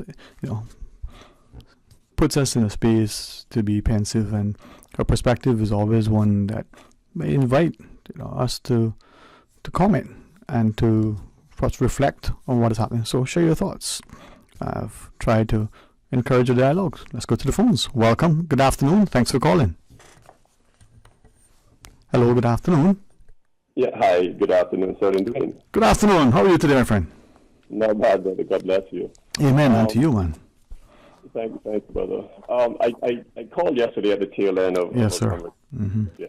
Didn't have to contribute what I really wanted to, and I will just focus again. My concern is for the new national ID program. As I said yesterday, I do support the one part, and that is the national ID as itself. That's fine.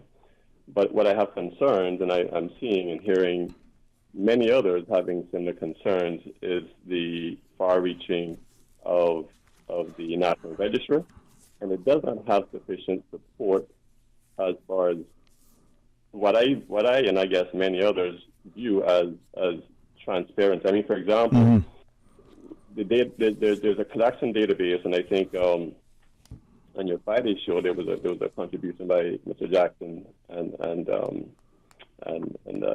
Ms. Colonel that was there with you. Right. And they raised some excellent points, which certainly it warrants further discussion. But I just want to share. I have a few other points, but this is going to be quite extensive in thought, and I want to give you and the listening public some homework. Okay. There is great concern around the world.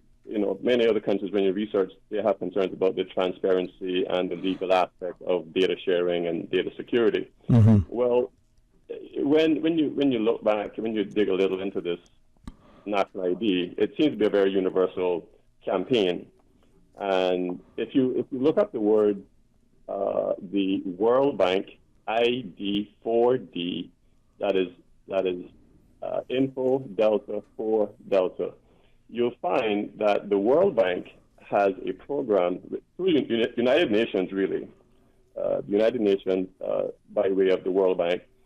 And I'm actually on their website right now, which is id4d.worldbank.org/about-US. So I'm putting this out there because I want people to do their due diligence and not take this for what it sounds like, but this is quite concerning. So I'm going to quote just the first paragraph, and the title is The ID4D Initiative, and this is what it's about. I quote, ID4D combines global knowledge, cross-sectoral expertise, financial and technical assistance, and partnerships to help countries realize the transformational potential of digital ID and civil registration ecosystems. The goal is to accelerate inclusive growth and the achievement of a wide range of development outcomes by enabling all people to access more and better services and exercise their rights. It goes on quite further than that, but I just want to just put this out there. So when the Honorable Minister said, I think it was yesterday morning on Mr. Conrad's show, that the database will be managed locally in the Cayman Islands, and there was a concern pointed out in the registry, which I read in part. I haven't finished it yet in detail, that there's a potential for the outsourcing, whichever department would have this, they can outsource, which means there's some form of a gateway to another database. Here's the concern that I guess myself and certainly others have. So the World Bank they're funding these, third world countries, and they're ensuring that everybody come into what's called the United Nations Agenda, Sustainable Agenda 2030. So there's this global initiative to get every country up to a specific standard by 2030, and I guess this is hence the concern for the rush. You got to get it by a certain time. And there's a lot of legal challenges against the same very thing. So the database seems to be the concern across the globe with many other countries, right? So here we see, the World Bank has, it appears to be this stake, this interest in all these countries to manage, it appears to manage a global database of persons. And I say that with caution because I'm saying it appears. But this is why these questions have got to be answered, and where it is very easily able to for countries to expand the metrics of this what appears the platform is certainly not appearing that way by other information such as United Nations Agenda 2030 and their World Bank program. And so I just want to share this out there for people to just do your own research. It's something that's very, very sensitive. I support for the record, the National ID program. But what I'm concerned about is the risk, the potential risk of persons having all their data and their families and organizations, all their data, just like, for example, the National Cancer Registry or whatever the NGOs out there that has sensitive data on persons and criminals or whatever it is, for that to be accessible by persons who have an access to that. But to your point, I appreciate you sharing that. To your point, though, a number of individuals have weighed in to ask, well, as they now realize, and I'm speaking specifically to a conversation I've had with two people that their names are not only immediately recognizable in the community, but we would believe, and they've said this to me independently, two different conversations, that they always act on the premise that if your government is proposing something, you trust them, and they went along. But following comments in the public domain, they felt, hey, you know what, I should probably take a closer look. So two things that emanated from that, as you just shared. One is, well, do we need two pieces of legislation in order to bring about a national ID? If in fact, and I'm paraphrasing some of the question, you can have the register, the registrar, and all of the things into one.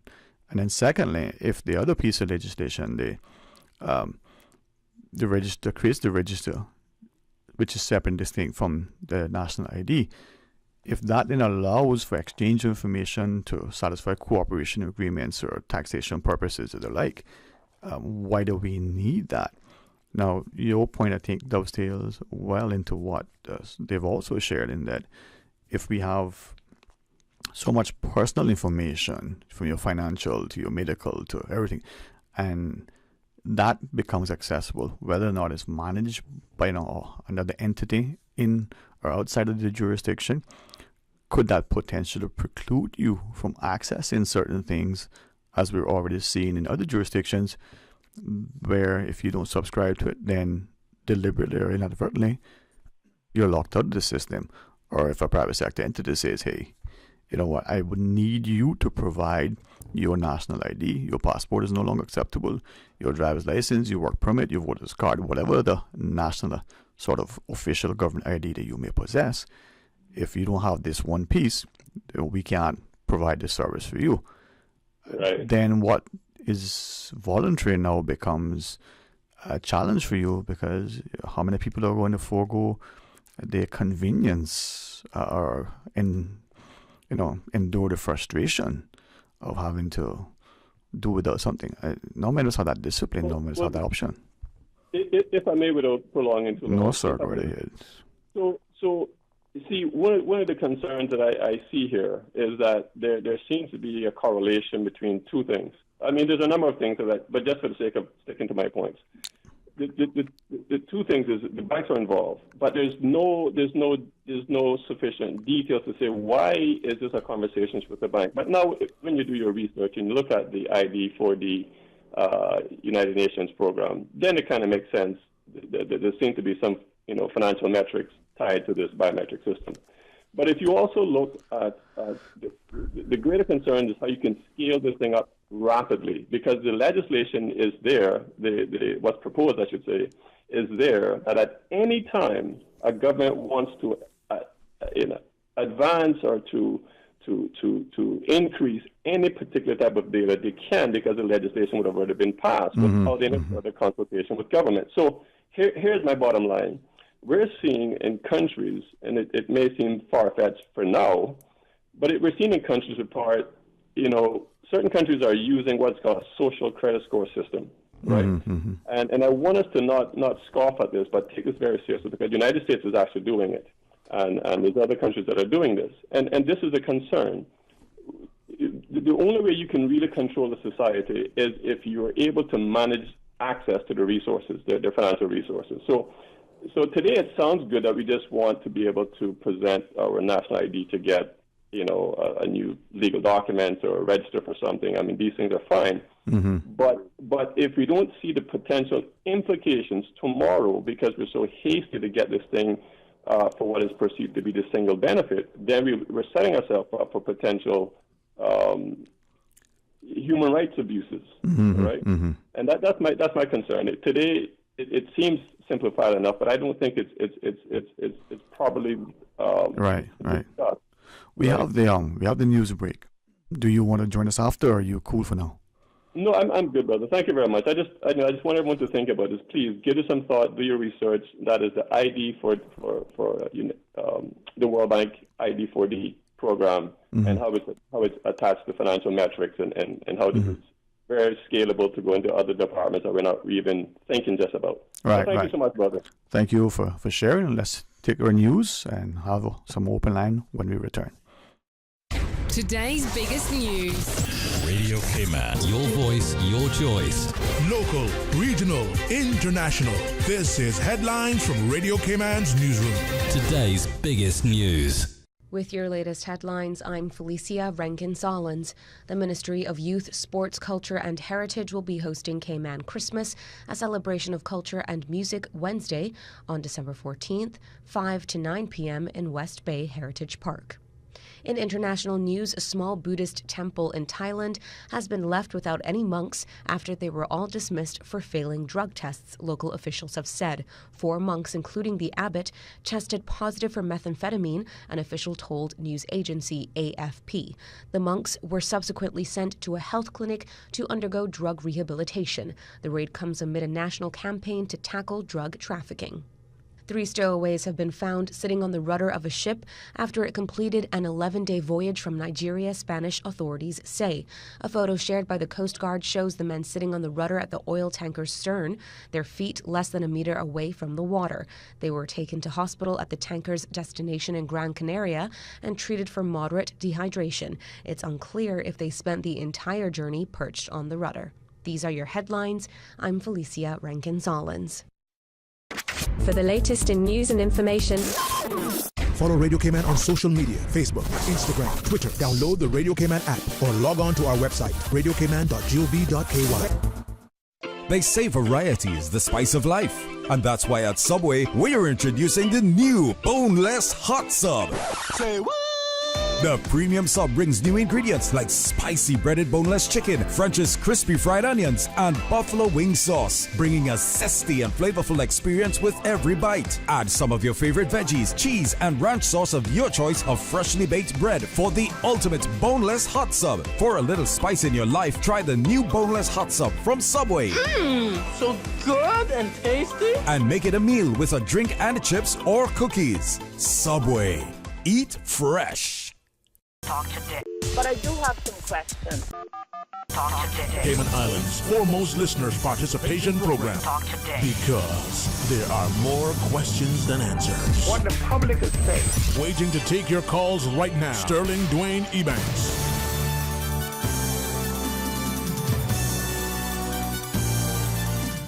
Hey, good afternoon. Welcome back. It's open line. We've got less than 27 minutes or so in the studio. I'll try my best, Miss Susan, to be on time. But sometimes that song says, you need a slow hand, not coming home with a heater rush. It's a good song. 8949-8037, 1-800-534-TALK. Let's take our time. Let's share our thoughts. Let's engage each other in some meaningful dialogue. It's open line and the phones are lighting up. Let's take the calls and hear what you have to say. Sometimes it's not just about thought leadership. It's about encouraging, supporting, and promoting and nurturing an environment where people feel safe, welcome, and encouraged. So let's go to the phones. Good afternoon. Thank you for calling. Yes, Sterling. I'm me again. Welcome back, Margaret. Oh, my goodness. Yes, Sterling. As we was talking about the garbage and teaching our kids to, yes, ma'am. How to control the garbage and how to keep their areas clean and so forth. Mm-hmm. It all has to start from home, and the parents have to make sure that they're doing their part at home, that when they come up in the public, they can do the same thing they did at home. Right. You know, when it comes to keeping the garbage in order. And to see the amount of garbage that is being thrown down on a school compound on a daily basis, it really makes you wonder what is going down. Right. You know? Exactly. But as you share that, I'm thinking, let me see now. It was 3 individuals, but one particular individual. Recently, there was a press release from the DART conglomerate that said, hey, the recycling of glass at our facility, we're going to discontinue that. The Department of Environment says, okay, sorry about that, but you guys will now need to take the glass, put it in with your normal trash and, just dispose of it. And this person said, but if the only glass crushing facility or machine or equipment or whatever is owned by a private sector entity, how serious are we as a country to doing certain things? Now, I don't know the cost. The person didn't get into it. The person said, but could they rent it? If it's not being used now for this, what is it being used for that? And the like. And as I listened to that particular individual, I reflected on the 2 conversations prior. And the sort of common theme was, are we really serious about what we're doing for the future prosperity and stability of this country, or is it just a lot of lip service? Is it people, as one of the girls, she doesn't mind me calling her girl, one of the ladies said, it's just blowing hot air. And is that the problem in this country? We just talk to hear ourselves talk, but we really have no substance. Yes, we talk to hear ourselves talk and have no substance, and that is so sad, Sterling, because I don't know what's going to take to get rolling here in this island.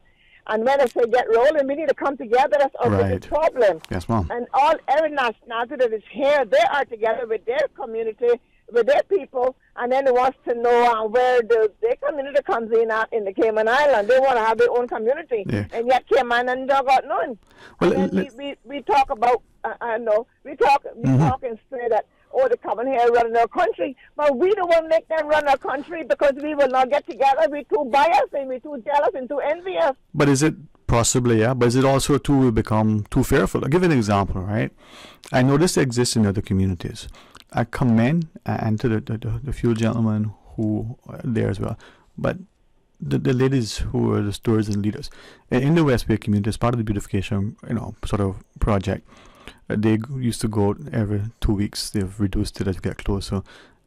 And I'm mindful how to say this because this is repeated often in many places. You can come out as a group, clean up a particular area, and in short order, by the end of the day almost, that area is being littered again.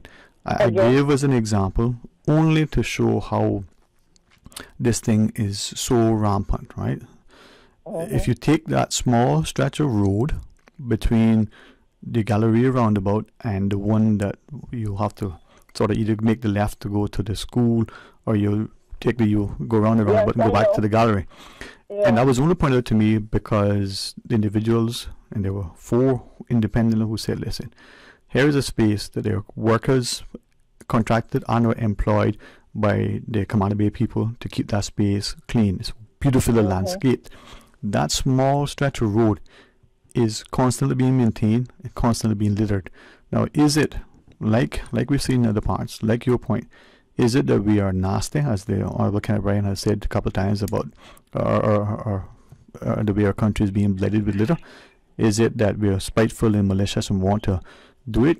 Is it that when we call out people, maybe there's some emotion, we say that with our nationality, this, we know his name, but if it's that case and we are not enforcing or doing anything about it, then how do we expect something to change?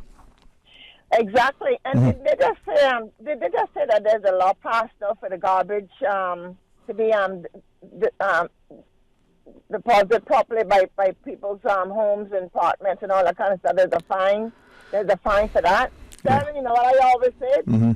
We can't get this garbage under control for the love of Jesus. The only reason I could come across telling is the fact that our own people have gotten mixed up with expats. Nothing against them, but they just don't care about this island. I was up at the Smith Road Clinic this morning, and this big, I can't use the word, man sitting in those nice chairs that government just put their feet sitting in comfortable, and he got his slipper on the floor and his dirty feet up in the seat. And government just got this building on Smith Road up to date, up to park, is really nice and everything. He got to take his old dirty feet and put up on top of the chair, on top of the seat that everybody got to come and sit on. Yeah. Come on, man. Here's a word. Here's a word. Tell me if you're familiar with this word. Like I said, the way I know it. Don't ask me to spell it. You're familiar with the word furrow? There are more furrows? I know West Bayers are familiar with it, right? I heard a little bit, but I don't know what it means. No, fair enough. And the reason why I say that is that to me is a very derogatory term. And if someone calls you a furrow, that means that you really on a glass. And the problem is, right, it isn't that we have people who've come here that are like that. We have our own. It isn't that. That's what I'm talking about. Yeah, and to your point, if those who live here, irrespective of where we come from, how long we've been, let me use the word class, right? People might not appreciate that. But if we don't have a little bit of dignity and decorum, respect and pride, right? What is it that we always hear? Not because you're poor, you gotta be nasty, right? Exactly. Cleanliness is next to godliness, right? So unless and until we have that. Now here's the flip side. You find somebody who exhibits a little bit of pride, and now we have somehow allowed our children to constantly use this word, but they're being bougie, right? Without full understanding, maybe what they're saying. I'll step aside for that for a second, not to get into the political sort of implications of the word. But if you carry yourself with pride, right? There is one person, I hope she doesn't mind me thinking of her as I refer to this. Classy, right? Don't need makeup, don't need fancy dress. The purchase from the dollar store hangs on her just as nicely as a $10,000 garment. Because you can tell that a person like you, right? Yeah. and for those who listening, this is a mature lady, right? Like you, right? These are people who carry themselves with pride, who have respect, who are respectable, but who are also respectful, right? And that is what is being lost in why I use the word furrow. Because now there's probably a similar word in other cultures. But if that's what we've become, and if the people that we've employed, who we put in uniform, in authority, are not enforcing because they themselves are the same sort of ilk, then what do we expect? What do we expect? Good question. And we need to find someone to answer that question on this island for us, because then don't care how much me and you talk. Yes, ma'am. Me and you don't seem to have the answer to it. But we do have the answer, but who is listening? And who cares? Yeah, but so what if we do have the answer and we put forward the answer? And the answer is, and I won't say them just yet, but we say this, and this. And if there are people listening, boy, that is, but how you could bring that about? Oh, boy, good luck in that. Or if we go ahead and we have some success and they draw alongside, but if we don't, they quickly distance themselves and say, that wasn't me. You see, we don't have that staying power. No backbone. No backbone. I like how you put that. And we can't get away. Yes, Mom. Well, yeah, but before you can continue, but before you hang up on me, I got two more things I want to. You go right ahead, Mom. You go right ahead. You know, we got these little bus stops out here. Where is the Lions? Is it the Lions? The Rotary. The Rotary puts out. Yes, Mom. Well, they was on the radio a couple of days ago, and I tried to get on, but I couldn't get on. Apparently, they was finishing up. But they got these little bus stops out here, Sterling, and the people are sitting there and throwing the garbage down on the ground. Their food plate, their beer bottles, and it's staying there. There's no garbage bins alongside of these little Rotary the bus shelters, yeah. Bus shelters, and I was hoping that is it Mr. Brown that he would hear me and try to get some little garbage bins out here by these stops and have them pick up on a weekly or daily basis or something. And also up there in Newlands going up to the canal, you know, a lot of people up there put their stuff up on the side of the road to be picked up, and apparently there's stuff up there still being to be picked up. And the deadline has crossed. I don't know now if they came out before the deadline or after the deadline, but they're complaining that there's stuff up in the back that need to still be picked up. So if anybody's listening from the environmental health, have you guys been into the Rattler Canal all the way down to the end road of where Miss Edna live? I understand there's a lot of stuff down there still need to be picked up. Okay. Well, I appreciate it. Yes, Mom. Darling, we got to keep fighting for this country because this is all we got left, and we have nowhere to go. And we have to do it together. We got to do it together. We got to come together and be one and stop looking at what the other individual is doing. Right. Darling, we are living too bad in a small little island that we call Cayman. Right. And the thing is, that song, right, we come together right now in unity. It's not just lyrics, it's a song that we should take on board. Exactly. And I don't know what's going to take to get it rolling. I don't know if the government has to play a big part in it, or is the community got to make a bigger part. I don't know what it is, but yes to both. Needs to be done. Yes to both. But to the bus stops, right? I'm glad you referenced that, in that we recall a discussion that we had with the Rotarians on. I think it's a great initiative. But as they had shared, when they planned it, you know, they saw it as a great initiative. It provided a little bit of shelter from the sun and the rain. But there, as they said publicly, there wasn't any, at that point, any sort of sit down with the planning and the roads people to say, well, where are the strategic places to put these? And perhaps now, out of safety and convenience, maybe we need to revisit where some of them are located and shift them to another space. Maybe we need to put some in a different space. Like, for instance, there are a number of them at or near roundabouts and intersections. I don't know, I'm not a roads person, I don't know whether that makes sense, but as a driver on the road, sometimes I see how the buses pull over near those spots, and they potentially create an environment that could, be, leading to accidents and the like, because the buses don't always pull off. The things are close to corners, intersections, roundabouts, and the like, and they make it hard to pass the roads. Yes, and you know what too? For an example, down on Smith Road doesn't have any, Walker's Road doesn't have any, and we got kids all through those pick up every morning and drop off every evening, and they're in the rain and the sunshine, and our beautiful white sand snow. So they need to be looked into. If that's going to be all bus stops for this Cayman Island. Something needs to be done more to them, and more of them being located, especially. All I see sitting on these bus stops is adults. I don't see no children under them. Right. Well, as you're sharing, and we're going to go into the break in a second, one of our listeners sent a picture of a bus stop in front of Mostyn's gas station right here in Borden Town. And it's a picture of bottles of different alcoholic labels and different things, and I'm not quite sure that they were setting them up to knock them down with a ball, or they just put them there because it was convenient. But we brought that thing there with us. If there is no garbage can we not take it back with us? I'm not going to even ask why we brought it in the first place, but if the garbage was in our hand... They don't care. They don't care. Well, about times on what it is, you know. Island is too pretty. They came and found it clean. They came in and they're born, found it clean. And it bothers them that this is so clean that I don't want to see it clean. I want to see it looking raggedy. Wow. In your mother days, in my mother days, in my grandmother days, Cayman was clean as a whistle. Yeah. I don't care what nobody say. In beautiful white sand yards. Well, we seem to be important. What my cousin called our daughter son. So again, you know, our people really need to wake up and smell the. Really, truly. Yes, ma'am. All right. Really, I got to go to work now, Sterling. Well, I'm at work, so thank you. Okay, bye, darling. Be safe, darling. Bye-bye. Be safe. All right, final break. Share with us if you wish. 949-8837 or use the flow toll-free line at 1-800-534-8255. Busy. Feel like there's not just enough hours in the day.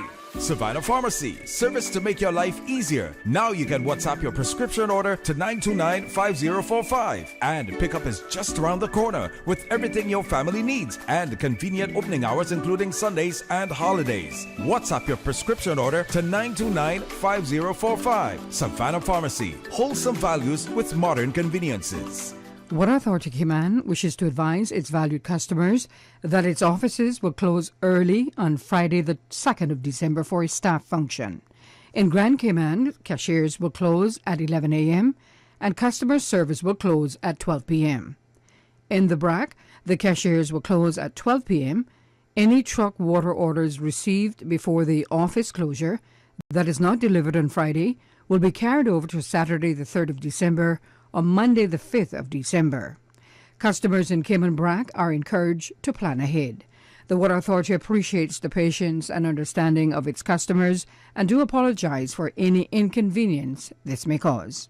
The public is advised that in relation to the air shows this weekend, restrictions are in place for all small unmanned aircraft, including drones. In Grand Cayman, drones and small unmanned aircraft are prohibited within 3 nautical miles of the air show and offshore at 7 Mile Public Beach from surface to 8,000 feet above mean sea level and prohibited within 3 nautical miles of the Charles Kirkconnell Airport in the BRAC. This restriction applies to both approved and recreational drone operators. The restrictions are in place for this Friday and Saturday between the hours of 7 a.m. to 5 p.m. in Grand Cayman and this Sunday from 11 a.m. to 2 p.m. at the BRAC Air Show. Freedom, Cayman BRAC. Freedom, Little Cayman. Soft breezes, blue waters, no traffic.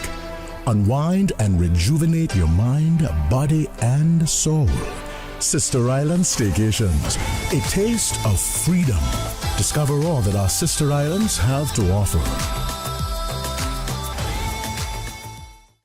Water Authority Cayman wishes to advise its customers and the motoring public of wastewater infrastructure upgrade works along West Bay Road adjacent to Governors Square. Preliminary activities will take place with the main works beginning on Monday 21st November. These works are anticipated to last 2 weeks. During this time, access to the southbound lane along West Bay Road will be somewhat but not entirely restricted. Traffic signs will be in place in the general vicinity of the works. All motorists are asked to drive with caution to ensure their own safety as well as the safety of the Water Authority staff. The Water Authority appreciates the patience and understanding of its customers and the public as it upgrades its wastewater infrastructure and apologizes for any inconvenience caused. Increase your chance to win during the Rubis Pure Joy promotion. Don't miss Top Up Tuesdays at Jose's Rubis. Reflections offers you gas for less. Earn a stamp each time you spend $25 at Jose's Rubis. Collect all 8 stamps and you're entered to win cash, laptops, phones, and smart TVs during the Rubis weekly giveaways. Plus a grand prize of a piece of land in Grand Cayman, valued at $150,000. What?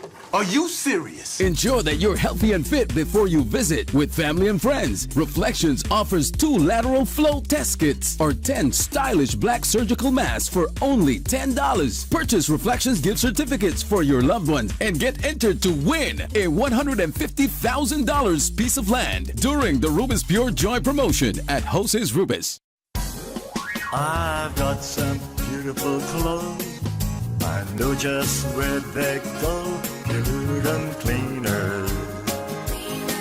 To all our valued customers, our household special ends on Friday, December 9th. Our standard discount schedule continues on your wearing apparels at our two convenient locations, Savannah Countryside and 337 Eastern Avenue. Drive through, rain or shine. Call 949-7104. That's 949-7104. Puritan Cleaners. You feel good when you look good. Talk to Dick. But I do have some questions. Talk to Dick. Cayman Islands' foremost listeners participation program. Talk to Dick. Because there are more questions than answers. What the public is saying. Waiting to take your calls right now. Sterling Dwayne Ebanks.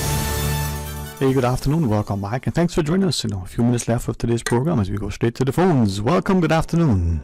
Good afternoon, Sterling. This is my first time calling into your show, but I listen to it every day. Well, thank you for listening, but thank you especially for calling. Yes, but listen, you were talking about the government house and the moving of the government house, and they want to do this, they want to do that. Why can it not stay in the same location but improve the building? Why do they have to move it anywhere else? That is history there. That's Cayman history. Leave it where it is and just make it bigger and nicer for people. Right. And if you move it, what's the motivation? Who's going to benefit and where? And everybody's going to be jealous of it, so where it is now is acceptable. Why does Cayman have to change everything because one or two people suggest it? Yeah, who benefits from what we do, right? Yes. Leave it as it is, but knock the building down and make a nice, more luxurious place for the governor. Not a big deal. It's not a big deal. So who wants that beach land now? Somebody wants it? Well, that was a question some have asked. The governor enjoys it too. Cayman enjoys it too. So why can't we not have it? And what is nice, and if you walk the beach, right, you see that I don't want to call it the fence, but the little boundary, right, that is so respectfully positioned so far back from the water when compared to some of the other properties that have their little rope fence like vegetation hedge boundary marker so close into the water that and why do we have to change because somebody tell us something about the person is not even a Caymanian? I remember I'm a miller from North Side, and my grandfather helped build that place, and he sat and he was proud of what he was doing. And you know, and my aunt Edna Moy was speaking of the house, and she was proud of our history and stuff like that. So why can we not be proud of it too? As we should, right? Yes. And if you do something, you do it to improve, not to hinder, right? Yes. Yes, ma'am. And you know, Sterling, and everything. You know what I said? I used to be a hairdresser. And then I went into teaching. You know what I said? If I had the money, I would send every Cayman young person away for 5 years to see how other people live. So when they come back here, they see that we are blessed.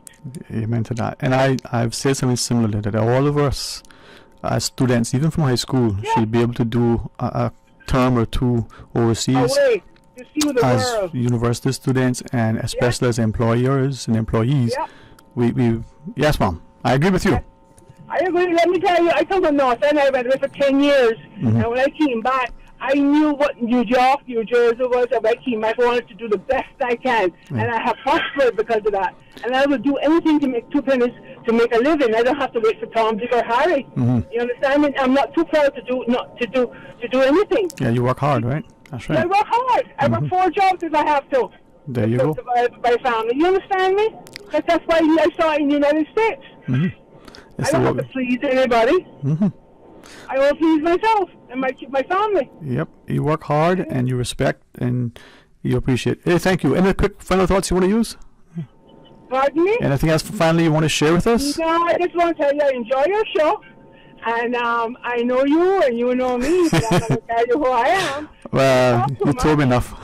Yes, I recognize. Much, but please continue. I do appreciate it. And I'm glad to know it's a Caymanian who's doing it. Well, thank you for the encouragement and prayers, and God continue to bless you, all right? Oh, he blesses me all the time. Amen, amen. Take care, Mom. All right. Like she said, for North Side, but they come in good stock. One final call, I'm told, is the Honorable Tourism Minister. Good afternoon, sir.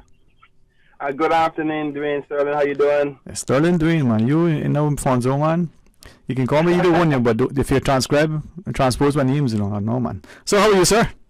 I'm not too bad, man. I'm not too bad. I just was passing through and I turned on the radio, so I heard a few references to areas of my responsibility, so I always want to try my best to keep in communication and transparency with the people about any matters relating to it. Thank you so much for being so responsive.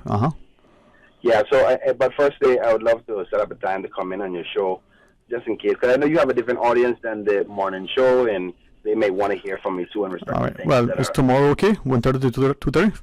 1:30, I don't see why that shouldn't be. It shouldn't be a problem at We'll all. reach out to our friends at DOE and ask them to yield a couple of minutes of their time, and we can have you in for the last hour. If the last hour is sufficient, if not, it'll have to be next week, and we don't want you to miss the opportunity to, as they say, make hay while the sun shines.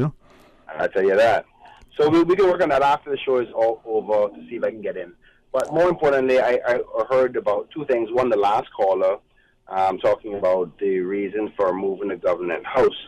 And I'm assuming that she was talking about the governor's residence? Yeah, the discussion, I think, in the public media that perhaps may have been ascribed to you, but glad that you clarified that. So moving the governor's residence from where it is and making it a public beach, is that something that has been accurately attributed to you? Well, it should be, because Okay. I was the one that made the suggestion. Uh-huh. I think it's time that we start to consider the movement of the governor's residence, because it is a prime piece of real estate when real estate for public access for people becoming more and more of a top priority. As you know, the government is trying to resolve this policy position on the public beach and vendors being available there for cruise passenger business, so to speak. That's basically what they focus on. Right. But when obviously that conflicts with the people's will or some people's viewpoint on, where am I going to stay in respect to beach? Right. So let us ask then and thank you again for giving us the opportunity. If the present site where the governor's residence is becomes a public beach, will the structure be removed or will it be expanded? What would you're sort of just thinking outside, off the cuff as it were? How would you see that happening?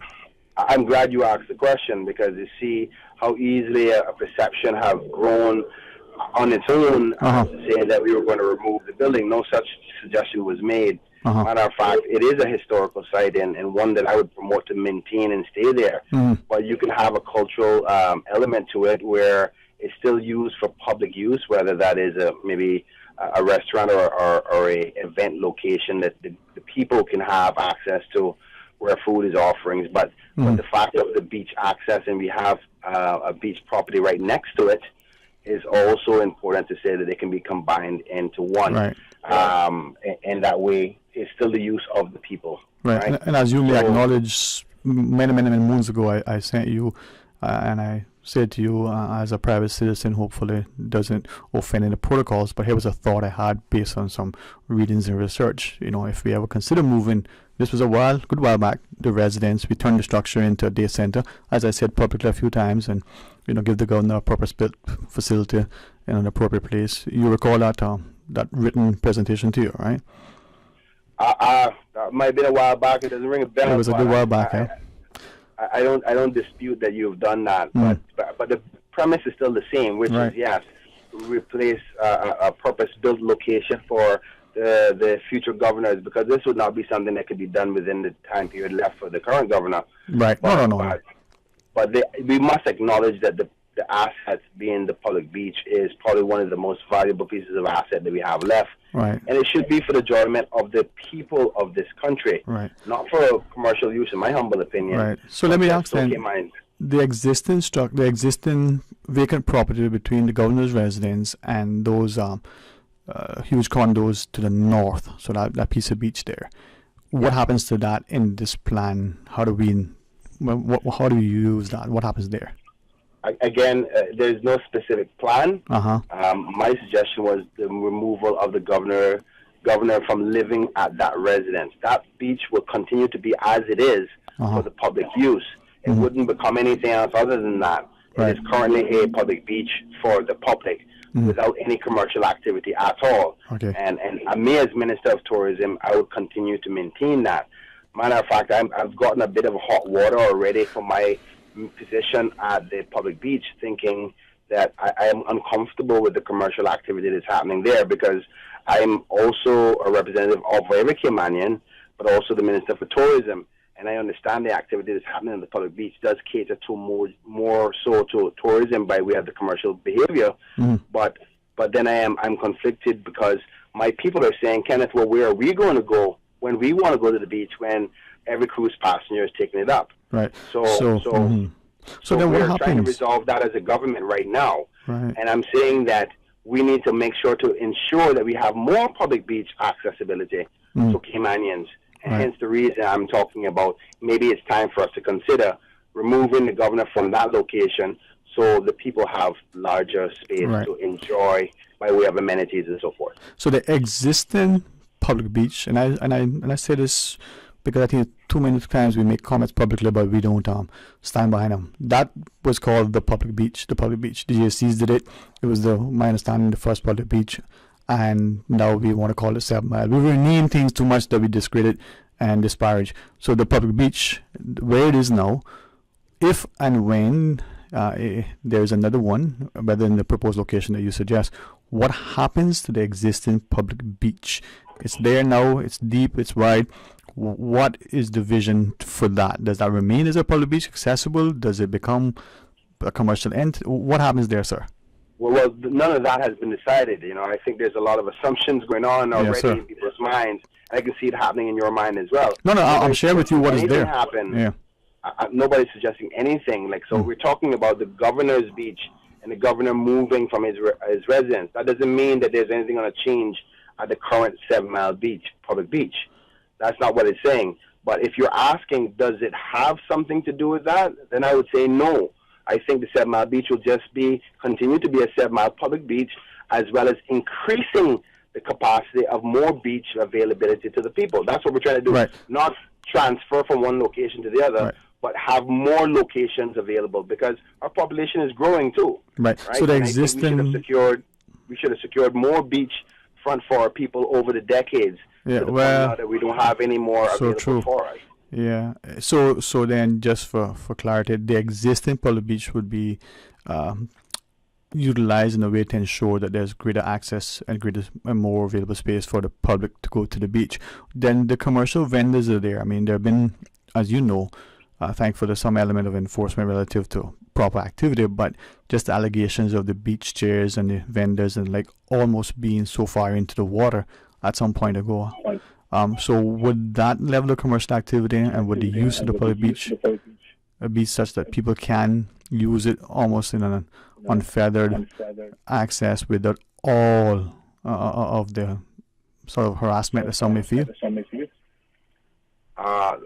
I'm not sure how to answer that. Ask it again, because there's a number of things in there that I want to make sure I answer properly. Well, you can answer what you wish, but we were asking.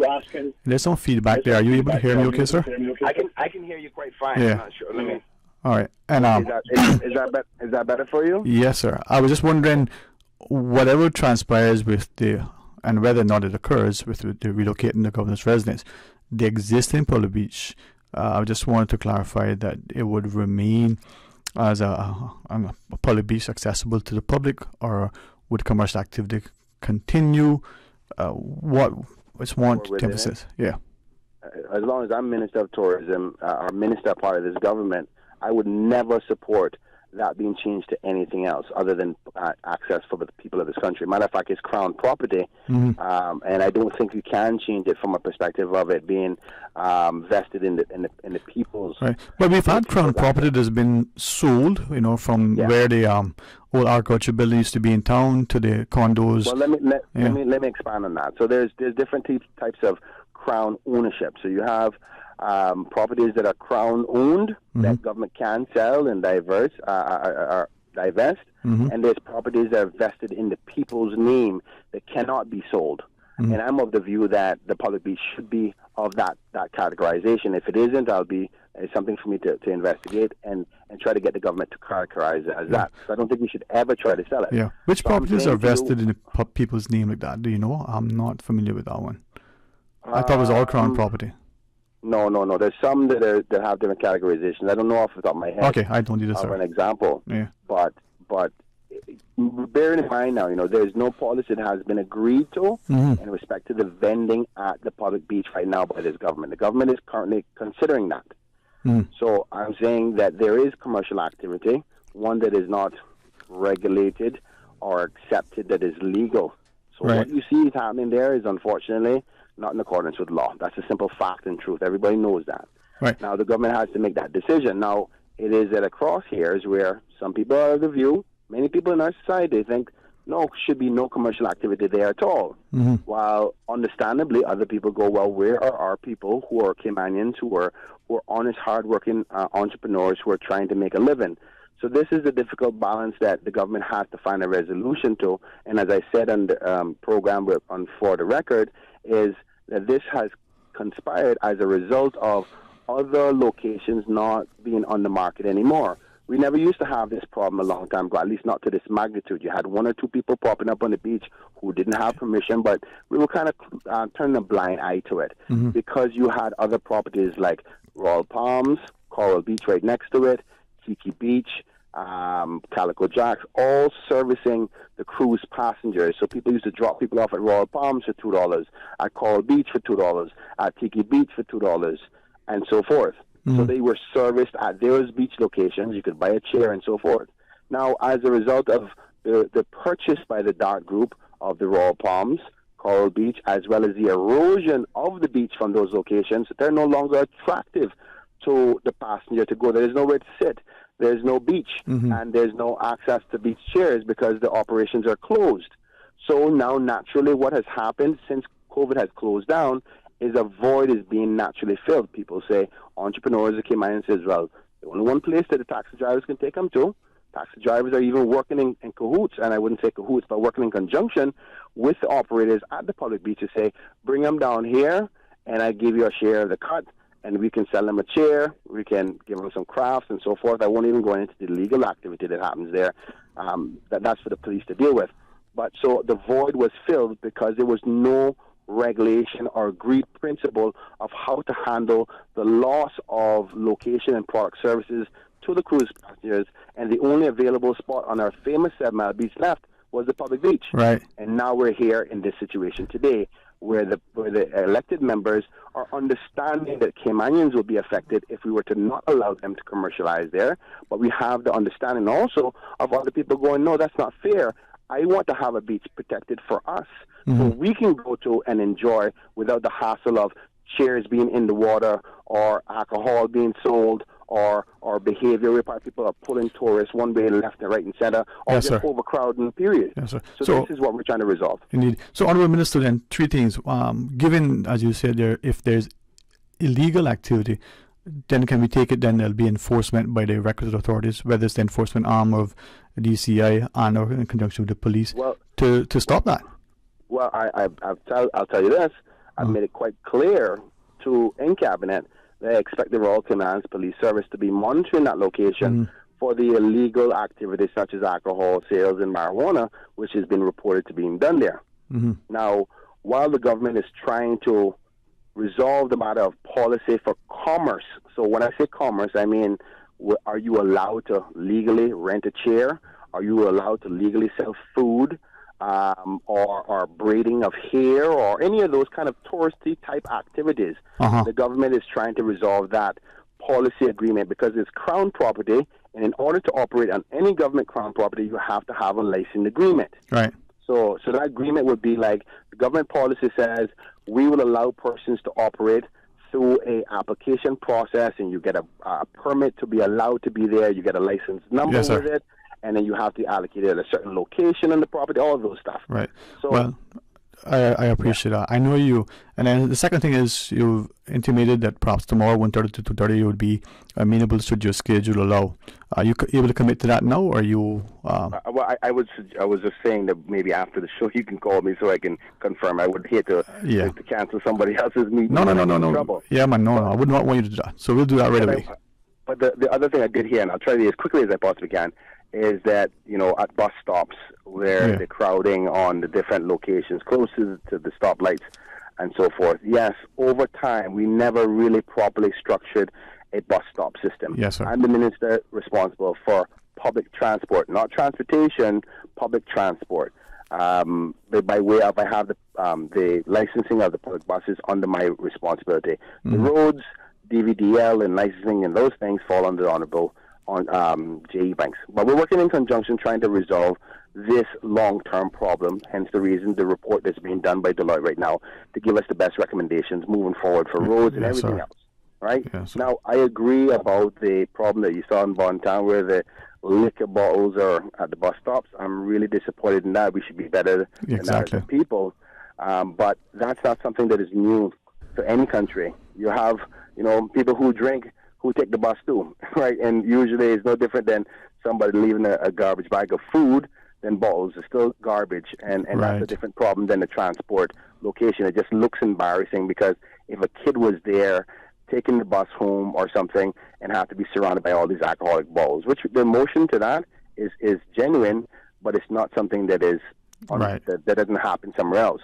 Yes, what we need to do is talk about how we can better clean up the country. So I just want to put things in context, and I'm trying my best to have this report done so the public can understand what the plan is for public transport moving forward. Because it is an area of my responsibility that I take seriously, and I expect the technocrats to be done within the next 6 weeks with that report to say this is where the government has to decide now what direction we're going, what's the cost, what changes to legislation we need to do, and how we're going to see the future of public transport moving forward. So I'm on it.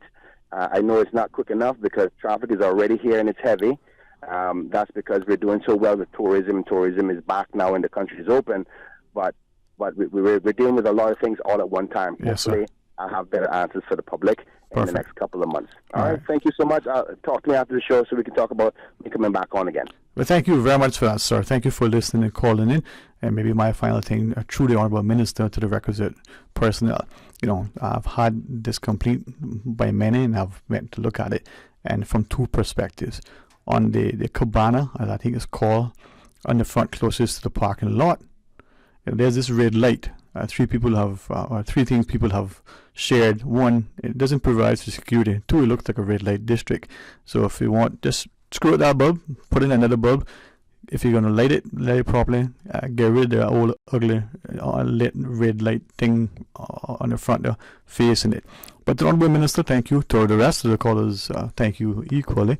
And come back tomorrow. Please join Mr. Art for the record in the morning. Come back for Talk Today right after the midday news. A couple of interesting discussions slated, one of which would be with our friends over at DOE talking about their shark project and the like. If the Honourable Minister schedule allows, he said, hey, he'd be happy to come on and talk. If it doesn't, we'll find a space. But we'll tell you about that tomorrow. All right, stay tuned. Listen to Susan. She got some good songs. A country song, every now and again, can go a long way. Until tomorrow, my friends, be blessed. Talk Today is brought to you by Subway, open 24 hours in Countryside, Anderson Square in Georgetown, and Centennial Towers in West Bay. And by the Ministry of District Administration, Tourism and Transport. Explore your history, explore your land, explore your sister islands. MedLab in Smith Road Plaza, your complete medical laboratory solution. Call 949-7331. And Savannah Pharmacy in Countryside Shopping Village, convenient opening hours including Sundays and holidays.